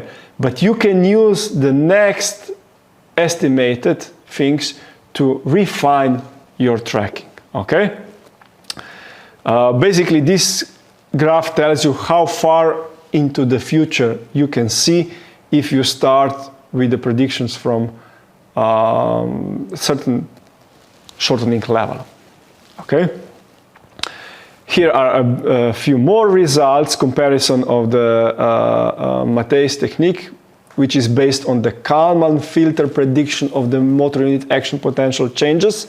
So we call it a Kalman here, with the previously published cyclostationary CKC decomposition technique, the one that exploits the cyclic behavior, and with the other two techniques that I will not go into explaining. And Matej showed that you can really predict the firing patterns and the MUAP changes, and that these predictions yield statistically significant advantage across already established decomposition techniques. So the number of motor units that we can track in the dynamic contraction is, of course, lower than in the isometric voluntary contractions, but still it's around 10 motor units that you can track. We will continue the development of the techniques. These numbers will hopefully improve, but now also the community needs to start asking questions about the functional coupling in the dynamic contractions versus the functional coupling of the motor units in the isometric contractions. All this muscle sociology might have a quite different ground when you perform isometric coactivations and when you perform the dynamic coactivations. Okay? And the last topic that I will talk about is elicited muscle contractions. Again, in voluntary contractions, motor units fire asynchronously. And as I told you at the beginning of today's talk, this enables us the asynchronous behavior and the sparsity of the firing enables us to come up with the computer-based algorithms which optimize the sparsity in the asynchronous behavior and therefore are able to identify the motor unit filters. Okay? Everything that we do, all the concepts of the decomposition are based on these two crucial properties. And in elicited contractions, you lose one of them. You will still have sparse firing patterns, but the firing of the different motor units will get highly synchronized. And this is a tough problem. If the two motor units fire completely synchronously, then their MUAP shapes are summed up, and there is no way of differentiating these two motor units from a big motor unit. From the perspective of the surface EMG, they appear like one big motor unit. They are sparse, they are perfectly synchronized, so whatever decomposition technique you will use, whatever analysis tool you will use, these two motor units will appear as one big motor unit. And this is a significant challenge that we are trying to, first of all, understand and then solve. And in what follows, I will give you a short insight into where we stand when it comes to the decomposition of elicited contraction, when it comes to the motor unit identification in induced muscle contractions. Just to better depict what we are talking about, here is a simulation study. You will see these little dots. Each dot is a firing of a motor unit. So there were approximately 145 motor units, or maybe 150, I cannot see in details. Motor units active during the voluntary contraction, and you can see their asynchronous behavior. The dots are all over the place here, okay? And on the right hand side, you have elicited contraction. You see very, very synchronous behavior. All the motor units are synchronized, and this is reflected also in the recorded EMG. Here you have an interferential pattern, many motor unit action potentials appearing at different time moments, so you have an interferential pattern, and now the motor unit action potentials on the right side are synchronized in elicited contractions, so you basically see one big action potential due to the fact that this action potential is compound out of the motor unit action potential. It is typically called compound muscle action potential, or the CMAP. Okay? And you can talk about the compound muscle action potential when you do the nerve stimulation, when you do the muscle stimulation, or when you do TMS, so transcranial magnetic stimulation of the cortex. You can talk about the CMAPs when you do the mechanical stimulation, when you, I don't know, elicited the different reflexes. Okay? In all these cases, the motor units will be synchronized to each other, and you will see a compound muscle action potential. Okay. If they are synchronized, then we cannot identify the motor unit filters.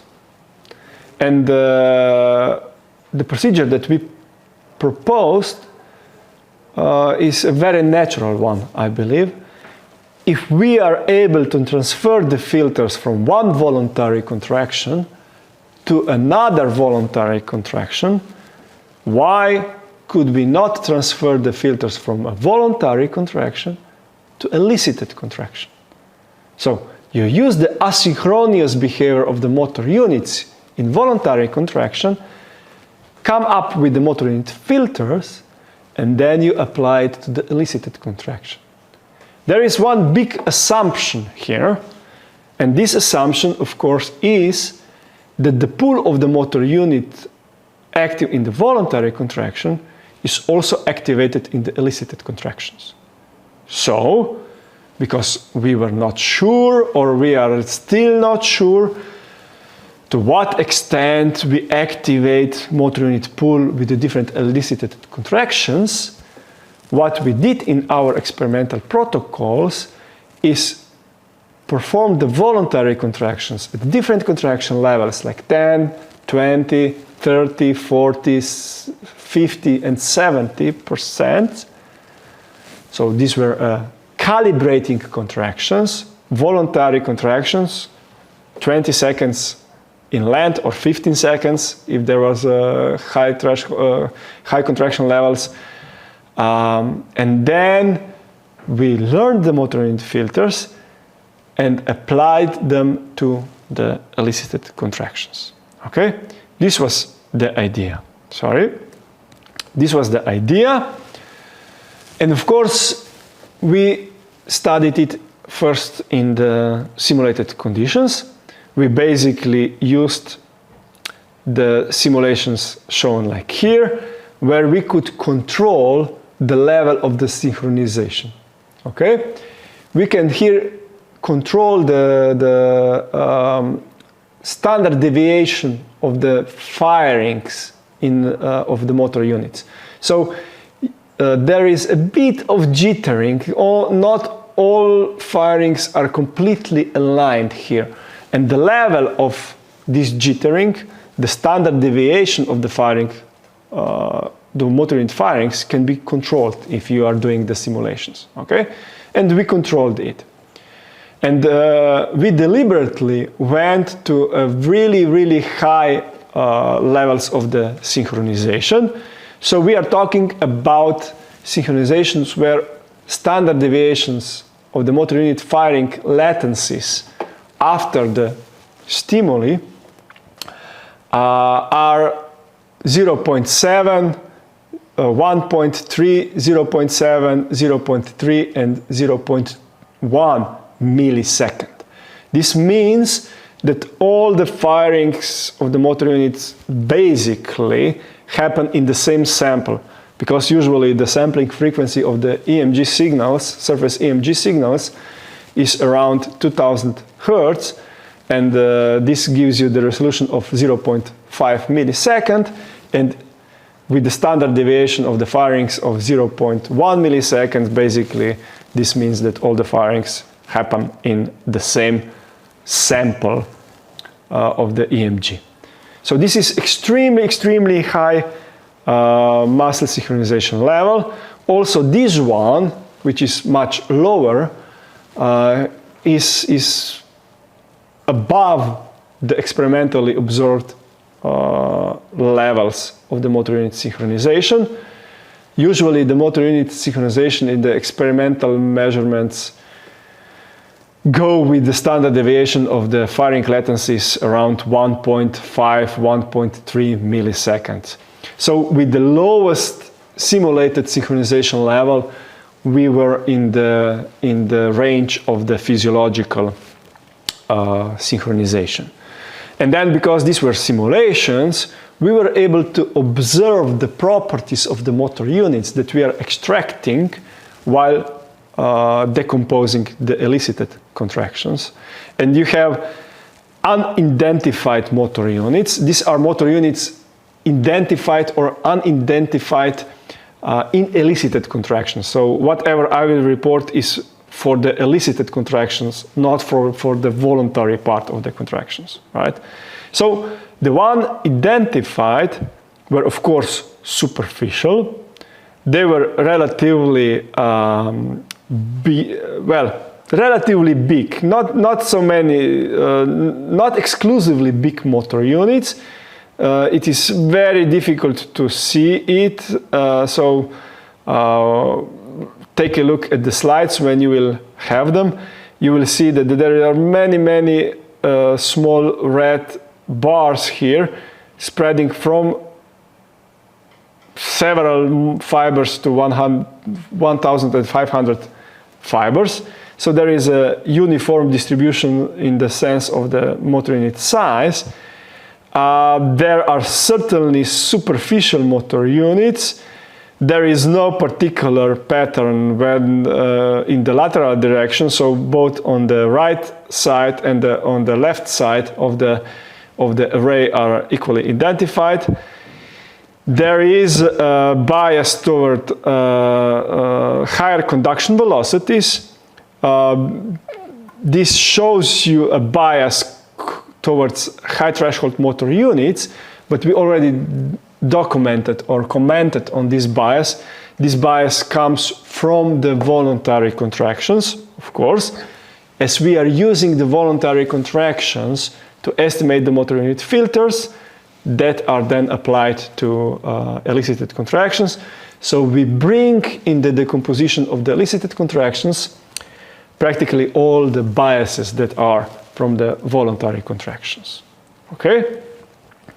And if we go to the higher synchronizations, higher synchronization levels of the motor units, you see that the bias even increases. Now we are really talking about the big and superficial motor units that are identified when there are extremely high levels of the motor unit synchronization.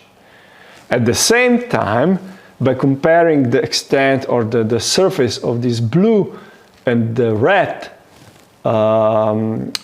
bars, you can get the feeling about the representativeness of the identified motor units in the sense of how many motor units we can identify from the surface EMG with respect to the number of motor units that are really there in the muscle. And this is accumulated across several simulation runs. So I'm not claiming that we have 3,000 motor units in the muscle. This is accumulated across 10 simulation runs, so around 300 and so motor units per muscle was simulated. So accumulated figure. It is what we have here. Okay.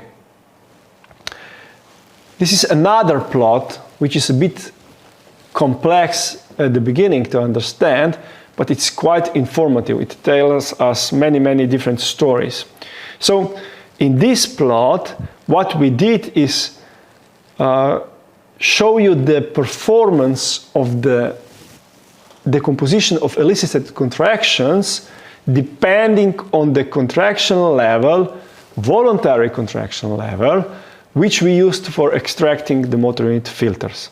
So when we extracted the motor unit filters from 10% contraction level, these were the recruitment thresholds of the motor units that we were able to see, and these were the performances, the precision and the sensitivity of the motor unit identification in the elicited contraction with the 4 different levels of the muscle synchronization. So the standard deviation of 1.3 milliseconds and the standard deviation of 0.1 millisecond. This is the highest simulated synchronization level. This is the lowest simulated synchronization level.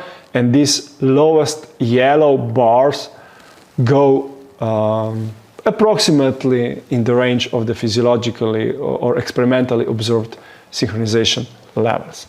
So, with filters extracted from 10% contraction, we were able to estimate relatively high number of motor units in relatively low synchronization levels, physiological synchronization levels, in elicited contractions, of course, while in extreme synchronization levels, we failed to identify the motor units. And then you see the gradual decrease of the performance of motor unit identification when you move from a low to a high synchronization levels. When we used filters from 30% voluntary contraction, the performance improved because we were basically tracking a bit stronger or bigger motor units. So with the filters from 30% contraction, we were already able to detect a very few motor units even at a highest simulated synchronization level. And the things improved further when we continued our route. So with filters estimated from 50% contraction, we were able to identify a considerable number.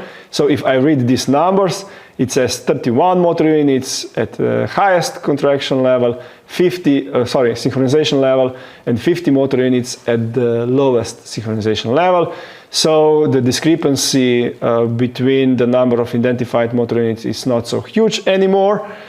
The sensitivity still drops with the synchronization level, and this means that basically you very accurately identify the motor unit firings, but you do not necessarily identify all the motor unit firings because the sensitivity drops. A few firings are missed, not identified, and those that are identified with a relatively high precision. Okay? And then when we move to 70% and 90% contraction, there is another thing that we wanted to demonstrate. Namely, we used these 10, 30, 50, 70, and 90% contractions to extract the motor unit filters from voluntary contractions, but we activated, these were simulations, remember, we activated in elicited contractions only 50% of the motor units. So better said, only the motor units with the recruitment threshold below 50%. So the voluntary decomposition gave us also the filters of the motor units which were activated after 50% excitation level. and also here at 90%. But none of them was identified active during elicited contraction, simply because we simulated it in this way. They were not active in simulations, and very importantly, they were not identified active by the decomposition. So this tells us about the robustness of the decomposition. The motor unit that was not active in elicited contractions was not identified, despite the fact that we had the filter for this motor unit estimated from voluntary contractions. Okay? So again, very, very dense, but in my eyes, very informative plot. Okay? And of course, with these simulation results, we were excited to do the experimental measurements. So basically, we went on and measured electrically elicited H reflexes. You have the data from the experimental protocol here. We increased the sampling frequency to 5,000, 120 Hertz, just to be safe, because we need to understand the synchronization levels with a bit better resolution than 0.5 millisecond, right? So again, usually we record the EMG signals at 2048 Hertz due to the fact that we wanted to better understand the synchronization levels. We increased it. In this case, we performed these 10, 20, 30, 40, 50, and 70% contraction levels because we understood the efficiency of the motor unit transfer. We now know, thanks to our studies, that you will see the bias in the motor unit identification. So yeah, unfortunately, you do need to perform relatively many calibration contractions. Okay, maybe we can drop this 20 and maybe we could drop out this 40. But if you can afford several contraction levels, do it. I'm answering one of the questions that we had before the break, right? Then we electrically elicited H reflexes. You have the setup here. You have the technical details here. Miloš did the stimulation, so if you have any technical question about the stimulation, then please don't torture me, torture Miloš. And by the way, do ask questions. These things are interactive exactly for the questions. If not, we could record ourselves and I would be swimming there a few meters from this library now. And I could record the talk yesterday evening, right? So please ask questions. We of course, once you perform all these voluntary contractions and you mount the electrode on the soleus muscle, I forgot to mention, but it is in the title and you can see it from the schema. Of course, we went on and elicited as many H reflexes as the subject allowed us to. Just kidding. No, we recorded like 60 H reflexes per subject in 3 different background activities of a muscle, with the muscle fully relaxed, with the 10% plantar flexion, and with the 20% plantar flexion. So, yeah. To what extent the soleus was activated, it's impossible to tell because I already showed you that you have a gastrocnemy co-activated, so I don't know. Until the day that someone comes with the technique that measures exerted force in a muscle non-invasively, we need to deal with the triceps uriae. So this is 10% of plantar flexion. That's the best that we can claim, okay? We learn the filters, we transfer the filters, And these are the few examples of the results that we got. So what you have on the right side are the firing patterns from the identified motor units, okay, for one elicited H reflex. What you have on the left side are for two channels. This is one channel, this is another channel, the elicited H reflex in gray, and then the MUAP shapes as estimated from the voluntary contractions and convolved with the firing moment of the motor unit.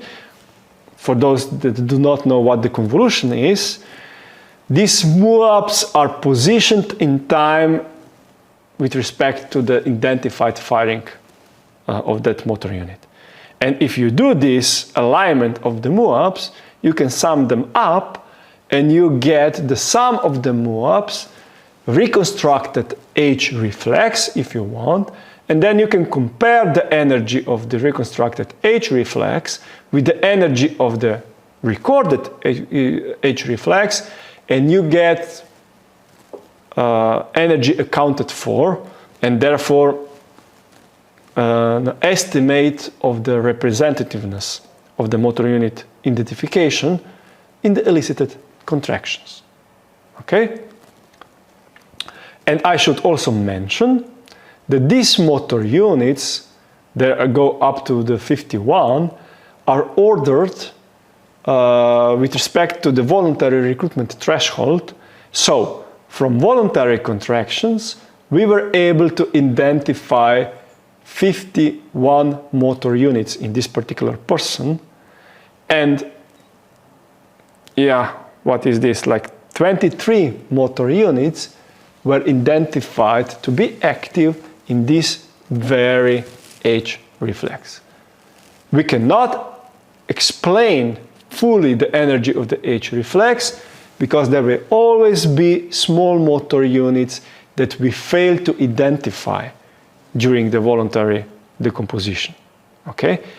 So we are not claiming that we see a complete story of what is going on, but we are seeing like 23 motor units being activated in this H reflex. And then, of course, many of you probably immediately jumped to trying to understand the firing pattern, trying to understand the recruitment pattern of these motor units. And you see that some of the motor units were left, were not identified. This could be a methodological error, because remember, the sensitivity is not perfect. So it can be that we missed a few firings of the motor unit. The energy accounted for doesn't really speak for this hypothesis, for this explanation, and for sure we would expect orderly recruitment here in the elicited H reflex, and the firing pattern that we observe is not exactly in favor of orderly recruitment, right? So we were perplexed of what is going on here. Why don't we see this orderly recruitment? Is this a sign that we are doing something wrong in the decomposition? Well, we are very, very sensitive to all types of information. We are trying to combine all this information into the global picture to see how good we can validate the decomposition results. These are not simulations. We don't have insight into the firing pattern. We cannot, well, we could probably measure intramuscular EMG and then compare this, but for the time being we didn't do that because we showed in the voluntary contractions that there are not many motor units that you can identify simultaneously for surface EMG and from needle EMG. On average, in all our studies in the last decade, if we identified like 10 motor units from surface EMG and 10 motor units from intramuscular EMG, then we had like 2 motor units in common. So this is not very representative. And secondly, not many techniques for the decomposition of the intramuscular EMG exist. So all the intramuscular studies of elicited contractions up to now were made with the highly selective electrodes, which basically means that you saw 1 or 2 motor units in the recording and no decomposition was needed. But if you make them highly selective, then you are even decreasing the likelihood that you will see the same motor unit in the surface EMG. So, putting all this knowledge together, we decided that we will first go without the validation with the intramuscular EMG. But now we are super sensitive to all the information that appear in the identified firing patterns. And this lack of the orderly recruitment here bothered us until we were able to better understand what is going on. And I will tell you what is going on. Okay? But before I do that, let us convince you or show you, whether you will be convinced or not, it's your decision. Let me show you that basically, although with a very strange dispersion of the firing moments, these firing patterns are consistent. So we have 5 different H reflexes in this person, consecutive. You see the variability in the induced H reflex because the variability will always be there. The excitability of the neurons changes in time, etc. The slight repositioning, change in the orientation. Many factors will play with the H reflex amplitude. But despite the fact that the H reflex amplitude is changing, you see the identified firing patterns are more or less consistent. And they are consistent even when the muscle is co-activated voluntary, right?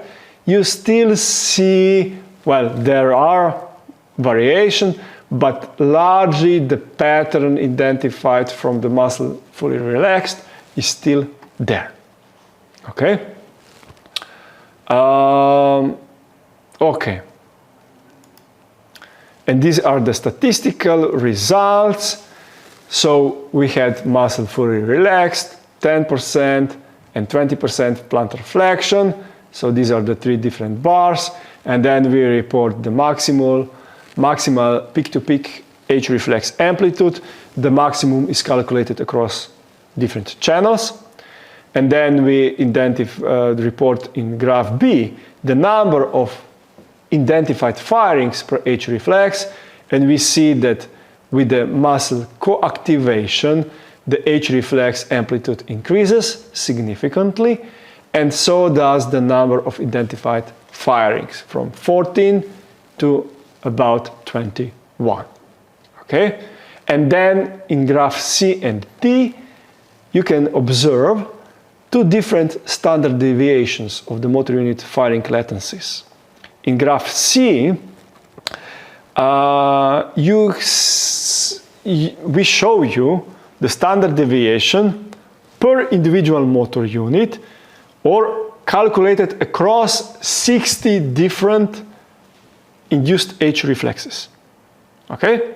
So, graph C is standard deviation of motor unit firing per motor unit as calculated across 60 H reflexes.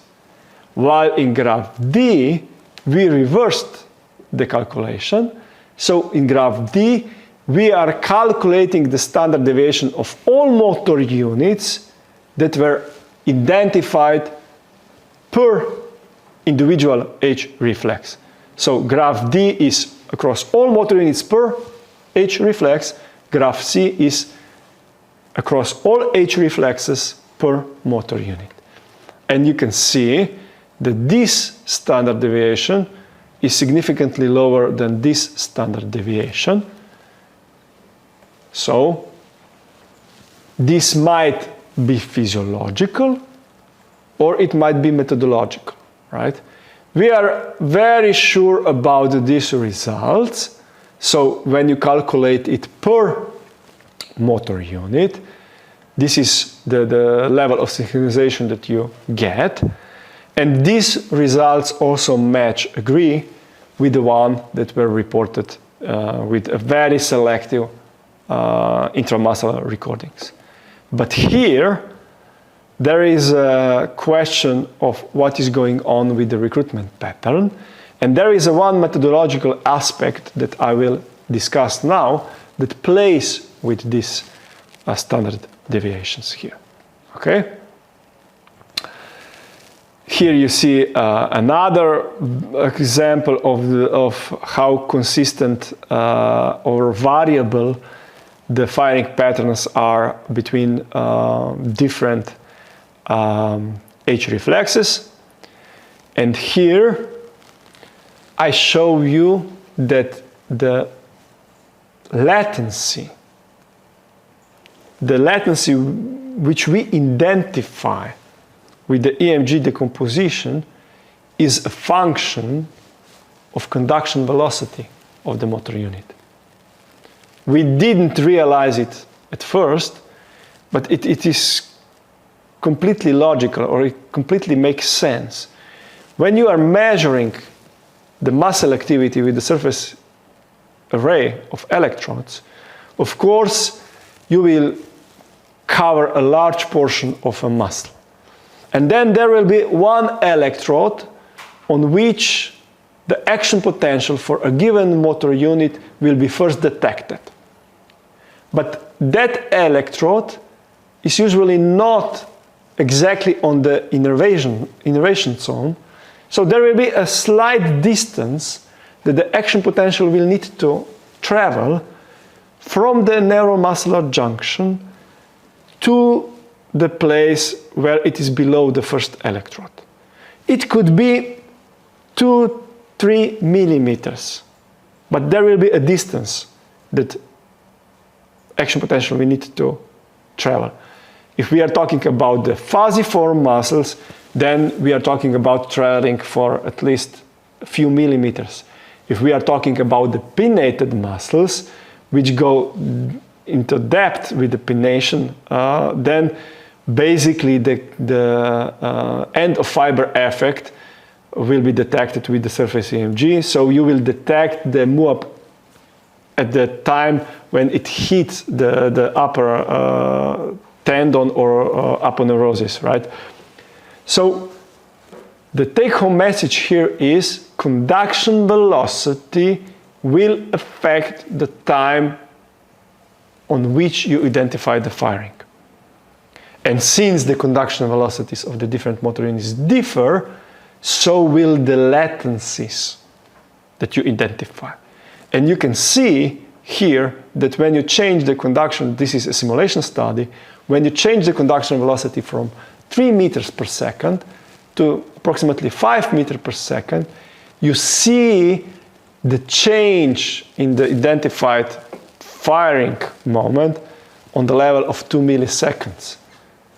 2 milliseconds with respect to 1 millisecond physiological differences. So even though it travels on a short distances, this is fusiform muscle. This is the case where the action potential had to travel for a few millimeters, right? And we already saw such a huge impact. We were decomposing voluntary contractions for 20 years, and we didn't realize that this is a problem. until we started dealing with the elicited contractions, where you want to see the synchronization levels on the level of a millisecond. And then these little details start to play with you.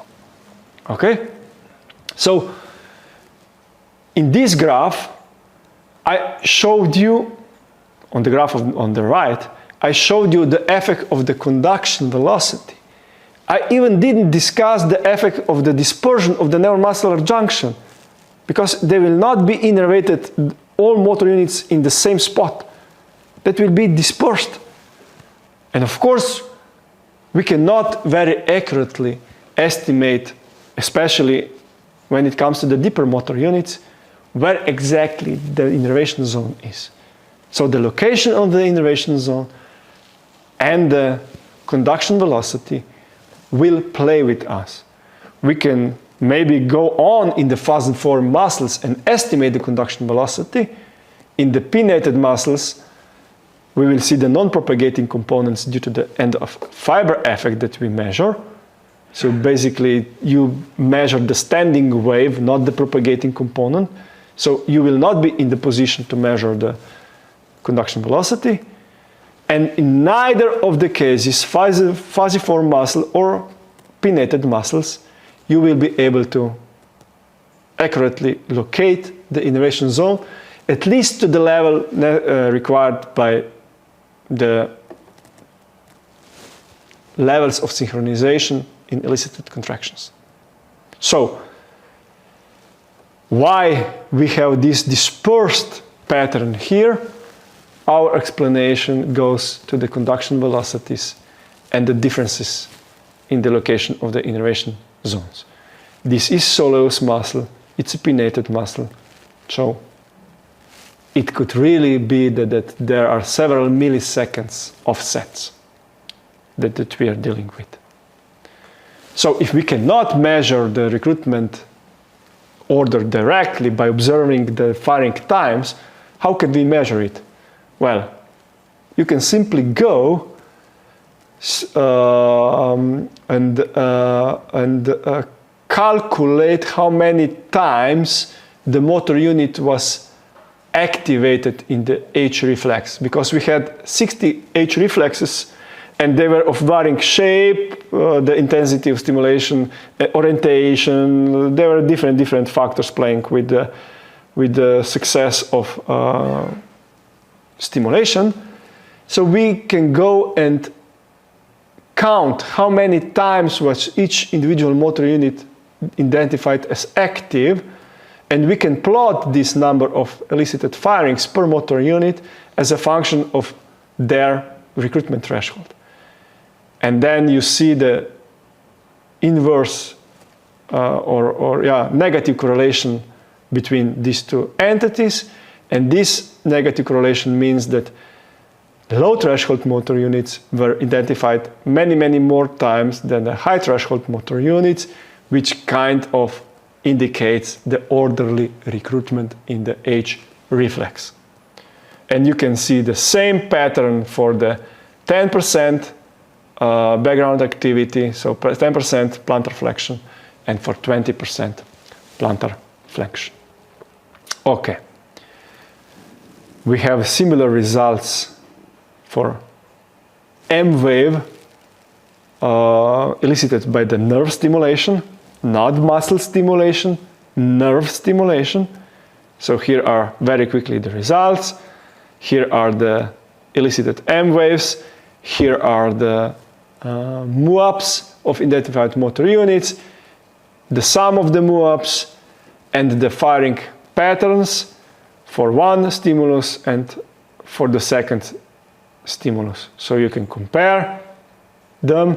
Again, dispersed firing pattern, a bigger number of activated motor units. This is in the same person as I reported the H reflexes results for each reflex in. So practically the activation spans across all the recruitment thresholds. This was one of the maximal M waves that we elicited. And the results are consistent, but again we see the effect of the conduction velocity. So again, we see the dispersion of the firing moments that we identify. And again, I can show you the results for the different stimulations so that you can observe the consistency of the firing behavior that we identify, and have in mind that there was variability of elicited M waves also. And the last example that I will show to you is the results of the transcranial magnetic stimulation. So in this time we are stimulating the motor cortex, and we are measuring the MUAP, so the compound muscle action potential, motor evoked potential, if you are in the TMS community, in tibialis anterior muscle this time. And you can see the variability of the induced MUAPs, compound muscle potentials, while you can still see the consistency in the identified firing patterns. So this is where we stand. This is where we stand when it comes to the decomposition of the elicited contractions. You can also plot the number of firings per induced motor evoked potential as a function of the root mean square value of the MUAP, and you can see that they are positively correlated, right? And this is another way of studying the recruitment order in elicited contractions. So, although we are currently unable to infer anything about the recruitment order from the timings of the firing patterns, we still can use this population coding, the fact that we are able to identify several tens of the motor units per elicited contraction, to say whether the order of the recruitment was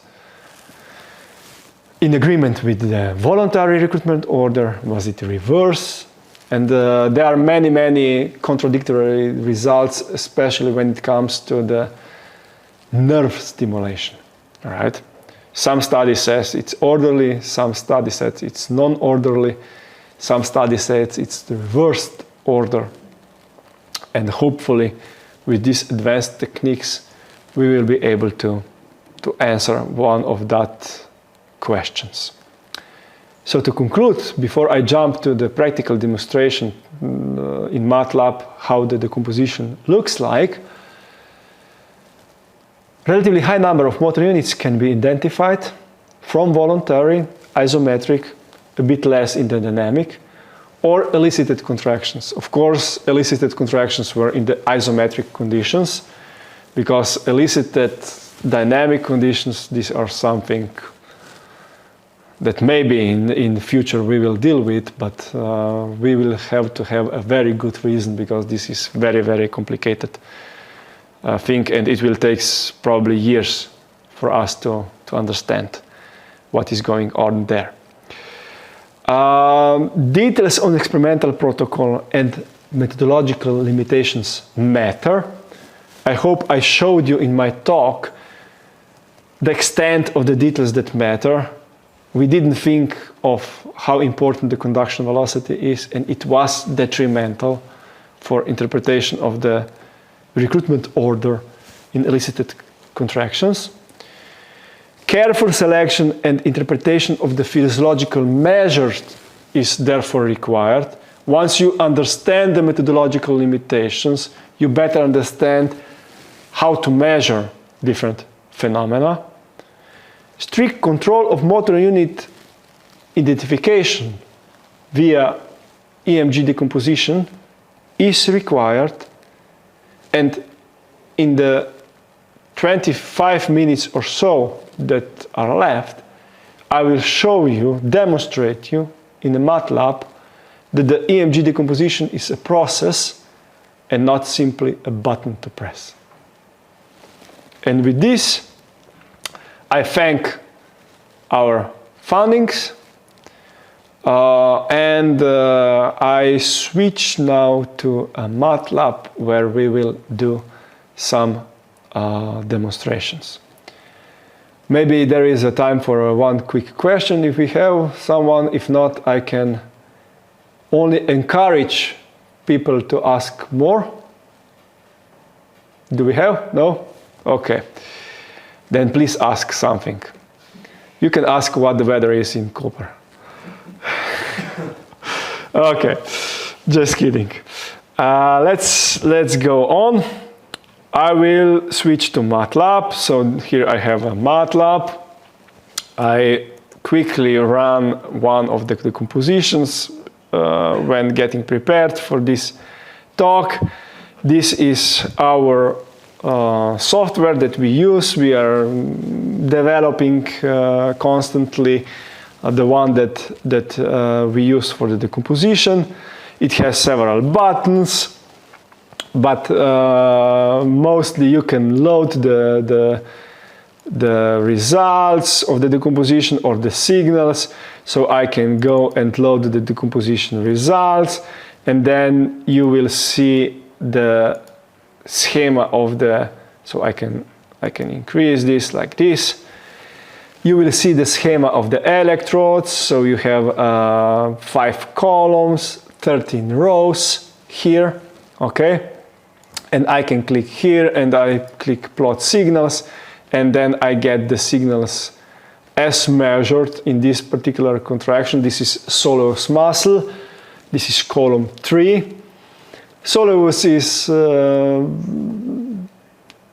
mid-quality muscle when it comes to the results of the decomposition. FDI and tibialis anterior are very, very great muscles. Soleus is somewhere in between, and they are worse muscle to decompose in terms of the decomposition yield. So these were monopolar signal acquisition, and I can switch now to single differential signal acquisition, and I can take a look at the signal quality in the single differential mode, and you can see that the recorded channels started to differ among each other. And there was a color coding, so this is column 3. There was a color coding, and the Muse tool, this tool that I'm presenting today, already discarded a few channels, and there are green colors here and there are some pink colors. So if we jump here in column 1 and plot the signals, we see that, yeah, on the first channel there was something happening, and what is interesting is that if I switch back to the monopolar mode and I show you the first channel, you don't see any problem. So monopolar mode, all good. When you switch to the single differential mode, the problem becomes apparent. So there are one flat channel. You could say that there was maybe a short circuit, so the 2 electrodes detected the same activity. Okay, but there are other possible explanations. Okay. You also see that the tool is already discarding some channels. You can double click here and discard the channel, or double click again and you will reselect the channel. So what the tool is implicitly telling to you is that you don't need to have perfect recordings on all the channels, right? You can easily afford to discard 5, even 10 channels. That's why we are using the multi-channel recording. So we are making them a bit redundant so that later on we can select the channels that are mostly of highest quality. Let's say it this way. And then you can also identify the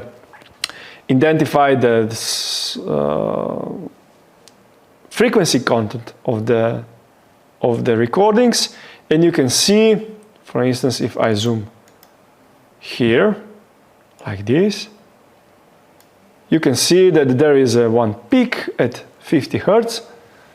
So there was one motor unit, very active, firing at 50 pulses per second. Or there was a line interference in our recordings. Make up your mind which one is true. Okay. And the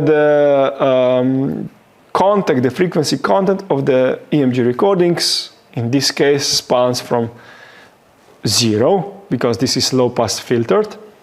We usually low-pass filter it with the cutoff frequency at 20 Hertz, because below 20 Hertz you will have a lot of movement artifacts, and you are usually not interested into the movement artifacts. You are interested into the EMG, into the motor unit activity, and then all the way, I don't know where you will draw the line, probably here at 300 Hertz. This is the range of the frequency content of the surface EMG for the soleus muscle for this particular person. It could go up to 500 Hertz. Very, very, very rarely I saw it go beyond 500 Hertz, maybe for some facial muscles with a very, very thin subcutaneous tissue layers. Okay. And then you have here a decompose button, right? I told you the decomposition is not a button to press, but a process, but I will exactly do now button press. So I will switch a bit of filters that I will not explain, and then I will press a decompose button.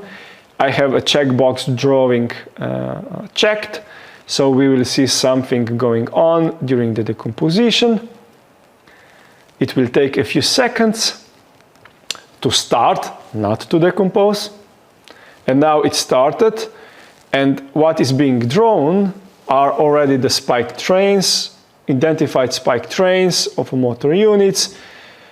The decomposition is learning motor unit filters, applying these motor unit filters, optimizing the sparsity of the spike trains that it is extracting from the surface EMG.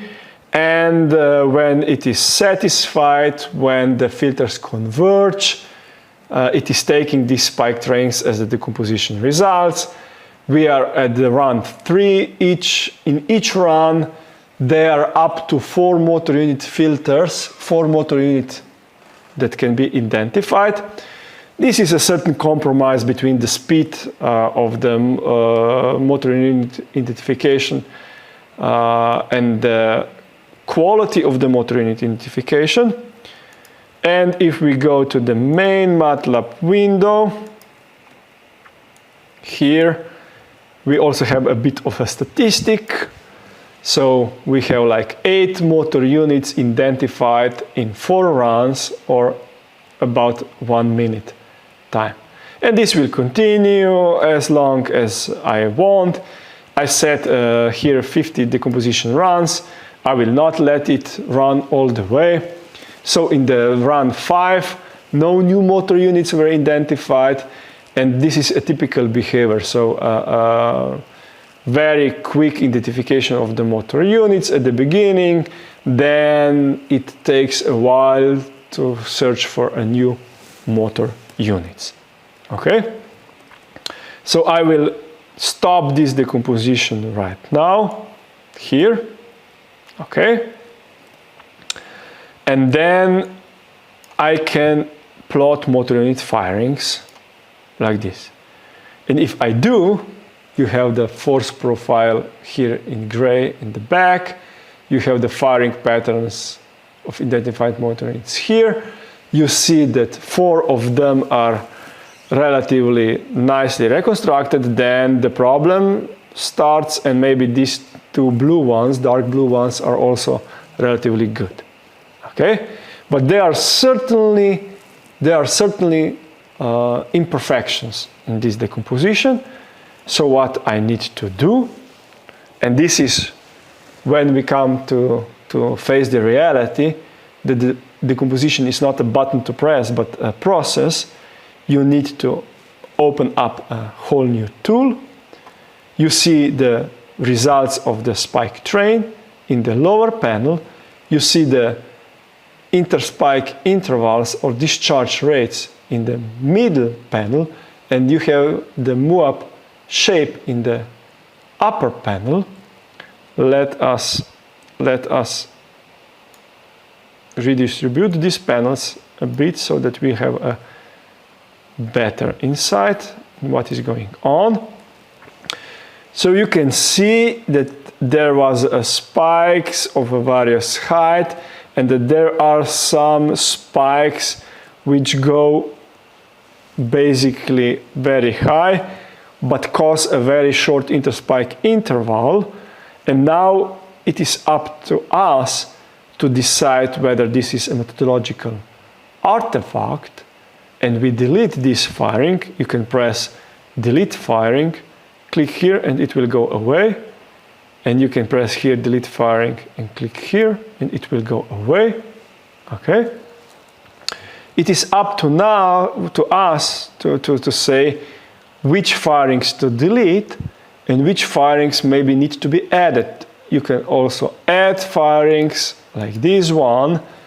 You see that for some reason the spike here was relatively small, and the method is telling you, look, at that very time moment, something which resembles the motor unit you are trying to identify now appeared, but it was disturbed maybe with some other phenomena, or maybe some strange synchronization happened. Something is going on at this very time moment which makes the decomposition uncertain about the firing moment. So it is saying, yeah, it could be the firing happened here, but I'm not so sure. I'm much more sure that it happened here and it happened here. But maybe here, who knows? Let me grab a glass of water because I'm losing my voice. Sorry for that. And this is what you need to do. This is what you need to do when you are dealing with the decomposition results. Of course, with years, you recognize many different situations, and you can be relatively quick. Instead of pressing these buttons up here, I could go and press the keys on the keyboard. If I put my mouse here to the delete firing, it says press D. And if I press D, I can go and very quickly delete the firings. And I deleted the wrong firing, so I can add it back, and I can correct my action by deleting the right one. Or I can go here and say delete this, and then I get better picture of interspike interval, and then I say recalculate the motor unit filter based on the selected firings, and then reapply it. If I do that, I get rid of a few outliers. I do a bit of cleaning like this. I will be now very quick. Without explaining what I do, I will recalculate the motor unit filter, and this is the result that I got. So again, undo, undo, undo.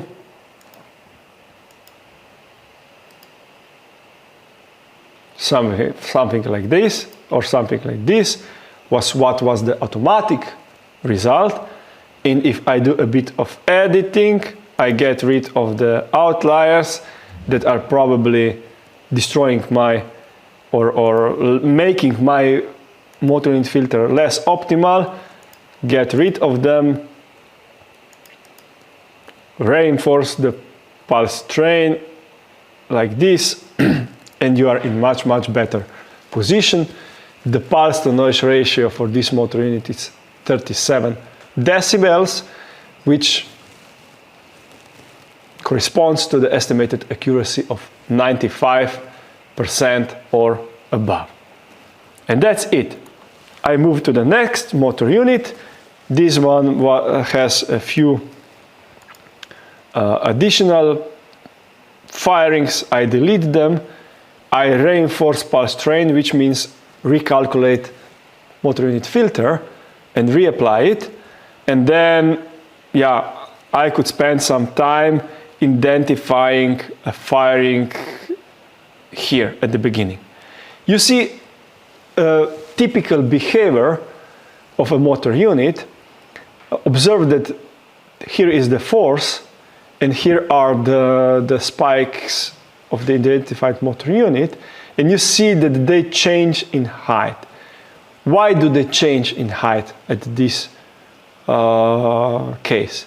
Because even though this was an isometric contraction, the MUAP shapes were changing with the exerted muscle force, and they will change slightly, but they will surely change. And these little changes are enough for the method to say, okay, there was a firing of a motor unit, but this MUAP was not exactly the same as it was here. Okay? So there is a lot of information in these spike trains. That's why we are sticking to these spike trains. I know that those who are not engineers are at the first glance not interested into the firing, into the spike trains. Probably you want to have the firing moments and that's it, right? But if I would show you just this firing pattern, then I would decrease the level of the information, and I would put you in a much tougher position judging which part of the spike train or which part of the firing pattern was reliably identified and which was not. Okay? So it is important also for the non-engineers, for the physicians, whoever is dealing with the decomposition, that you learn how to read the spike trains and that you learn what the baseline noise stands for, that you learn why you have this gradual increase of the spike trains due to the fact that the motor unit shape changed. If this was a fatigable contraction, you would also see the drop of the spike height in time, something like this. I'm showing it with the mouse.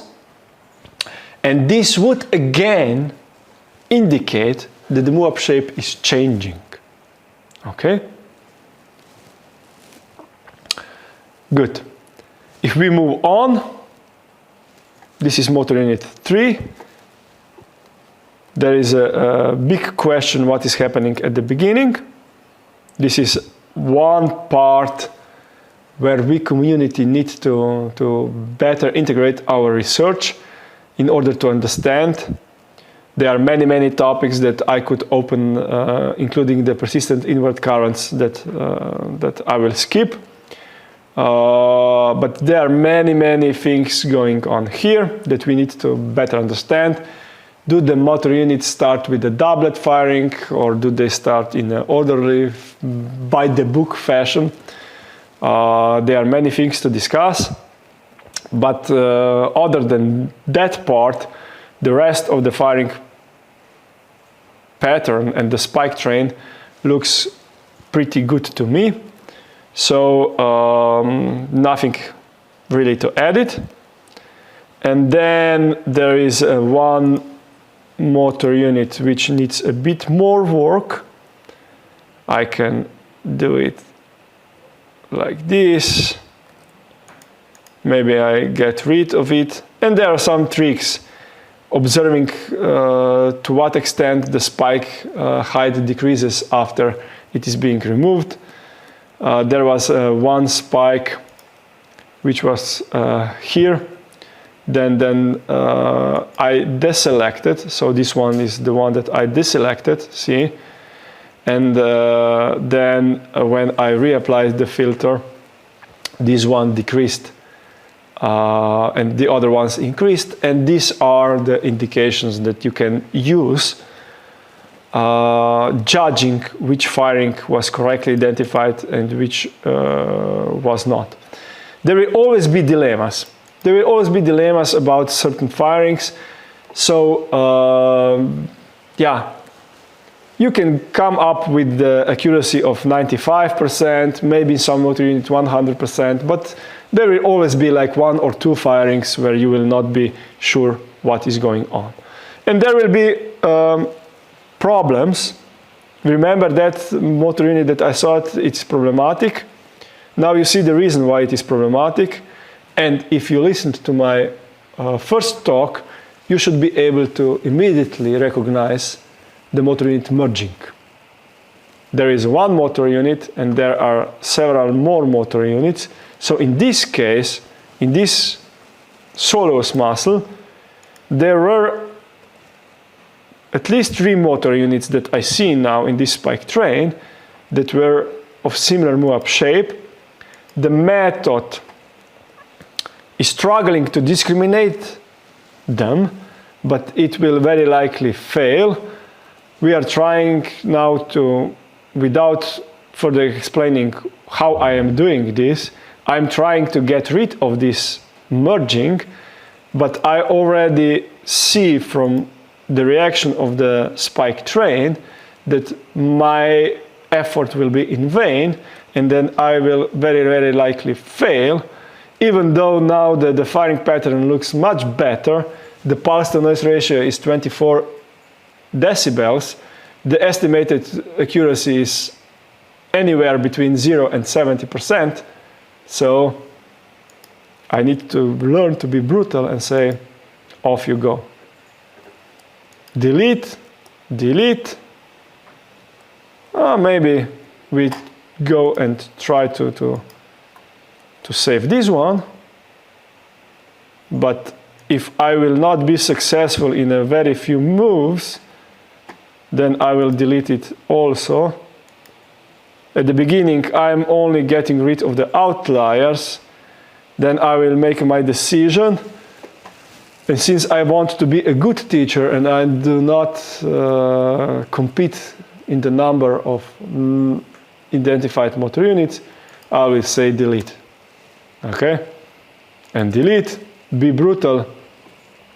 In these 8 runs, at the end, we were able to identify very reliably 4 motor units.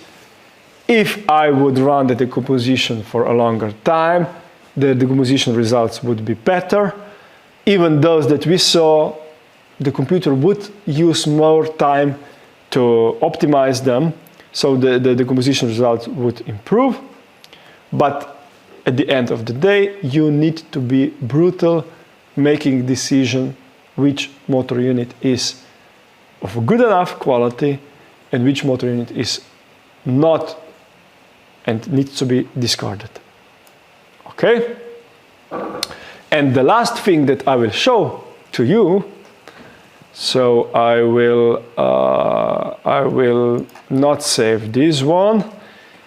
I will go and load something that I already have. So I will load,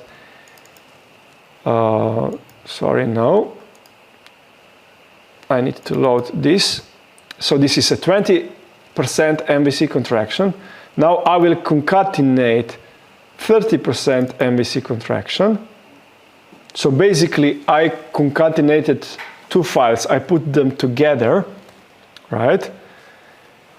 If I go into the sequencing inspector and now I zoom out, I see 20% contraction, I see 30% contraction, and I can press reinforce pulse train, and by this I will be transferring the motor unit filter from here to here. Okay? See? I used the motor unit filter learned here to identify the firing moments here. I then just segmented the results, and very, very quickly I identified the same motor unit in another contraction. And this is the last example that I wanted to show you today. I believe I am relatively good with the time, so there is still time for question, which is a luxury. You would know that this is a luxury if you have listened to my other talks, when I usually spend all the time that is provided for me. I thank you for your attention, and then I welcome your questions. Thank you, Aleš. Great talk. So there we have a question. And are there any other complication or additional difficulties in decomposition and manual editing in the MUSE tool for dynamic conditions? Yeah, of course, in the dynamic conditions, all this story with the spike heights will kick in, and you need to be very careful. So, just to clarify this a bit more, there are certain muscles which during the dynamic contractions do not change their geometry too much, right? They are muscles which change geometry enormously. Certainly biceps is one of those that change the geometry the most, right? But I don't know, soleus muscle doesn't change so much, okay? Tibialis anterior muscle doesn't change so much. So even if this current version of the tool is for the isometric conditions, you can still use it for limited dynamic conditions, providing that you are dealing with the muscle that does not change the geometry so much. And how it looks in the dynamic conditions, it looks like this. You have these spike trains changing their height, and sometimes you will lose them completely. So was this a firing? This, and this, and this? That would be a question in the dynamic conditions. So you need to tackle with the story of the spike heights much more carefully in the dynamic condition than in the isometric condition. This would be my very, very short answer. Thank you. So in that matter, and how far we are from a, let's say, totally automatic decomposition, or a press of a button, as you said? I would say it's never, or it's... I would say like 4 or 5 PhD students. Perfect. Yes. I don't know when they will arrive, so yeah. I cannot give it in years. And then since there is huge, let's say, for having great results, you need some experience and some mileage, let's say. And so how different, let's say, are the results from between operators? Let's say, yeah, that's a great question. Yeah. Again, I will refer to a manuscript written by François Houck, also in JAC. Alessandro and me are also co-authors. Yeah, it's. I believe I have even provided it with the teaching material of today's lesson. Yeah, I apologize. I already forgot which manuscripts I provided as a background for this lesson. I believe one of them is this one. And François showed, he was very strict, giving us the instructions, what we can and what we cannot do. So we got a clear protocol, which buttons we can press and which buttons we cannot press, when we can discard the motor units, so that we are a bit unified between the operators. We followed this, and of course, I was highly experienced, so I did relatively fast all this editing. And there, François recruited also his PhD students, which were unexperienced. It took them quite more time, so I think like 3 or 4 times more than I did. But the agreement rate at the end was very, very high. It would be lower if we were instructed to keep also the motor units below certain quality. So the fact that we were instructed to discard the motor units which we are not feeling they are reliably estimated helped in increasing this agreement rate. If we would not discard them, and they should be discarded, then of course we could artificially lower the agreement rate. And interestingly, how you mentioned before, there is not agreement yet for, let's say, when a motor unit first fired. And let's say for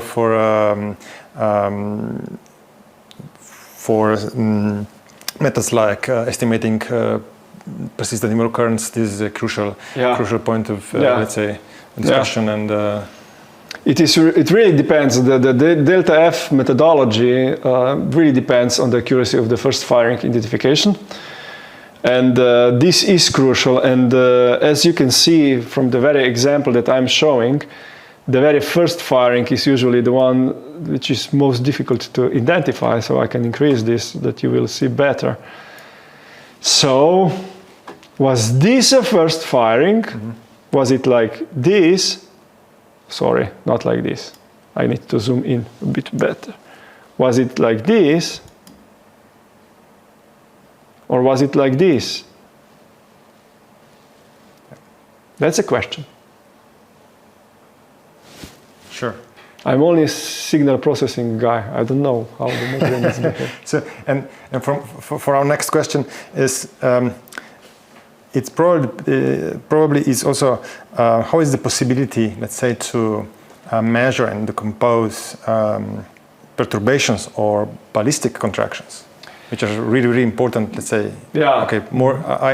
I coming from a sports science background, it's really interesting for me. But also yesterday we saw that ballistic contractions or perturbations are really important for people with lack of balance because of some sort of pathology. Yeah. First of all, I don't know why you sports scientists and the users always go into the most difficult types of contraction, right? I would love that you would not go there, but I know why you are going there. I'm just teasing you. Ballistic contractions are somewhere in the mid between the voluntary and the elicited contractions. Also, at the very start of the ballistic, well, fast, rapid, isometric contraction, at least, because ballistic can mean something different. Fast, rapid contractions, you will see a very high synchronization of the motor units. And then you start getting into the same problems as you have with the elicited contractions. So, by addressing the decomposition in the elicited contractions, we are also developing the methodology for the ballistic contractions and the methodology for the persistent inward currents, because it is at the beginning of the ballistic contraction that you have this synchronization. And this is also important for the delta F method, or the estimation of the persistent inward currents. So, in that manner, how do you think, especially in, let's say, again, ballistic contractions, probably starting from a relaxed muscle, the first rate of force development, there is also a huge transformation in the geometry of the muscle. Yeah. Also probably at low forces. Yeah, and this depends on the type of the muscle. So you will have, again, like in the dynamic conditions, you will have muscles which geometrically react substantially to the ballistic or rapid contraction. And then you will have muscles which are more robust. Yeah. So, and the more robust are the ones that we can deal with already. The ones that are super sensitive, 2 more PhD students. So we are already at 6 PhD students. So, yeah. Any candidate?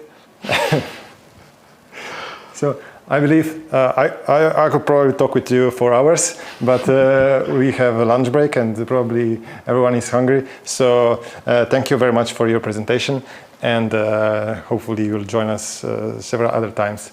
And see you after the lunch break with another great talk by Professor Alessandro Del Vecchio. Thank you all, and see you.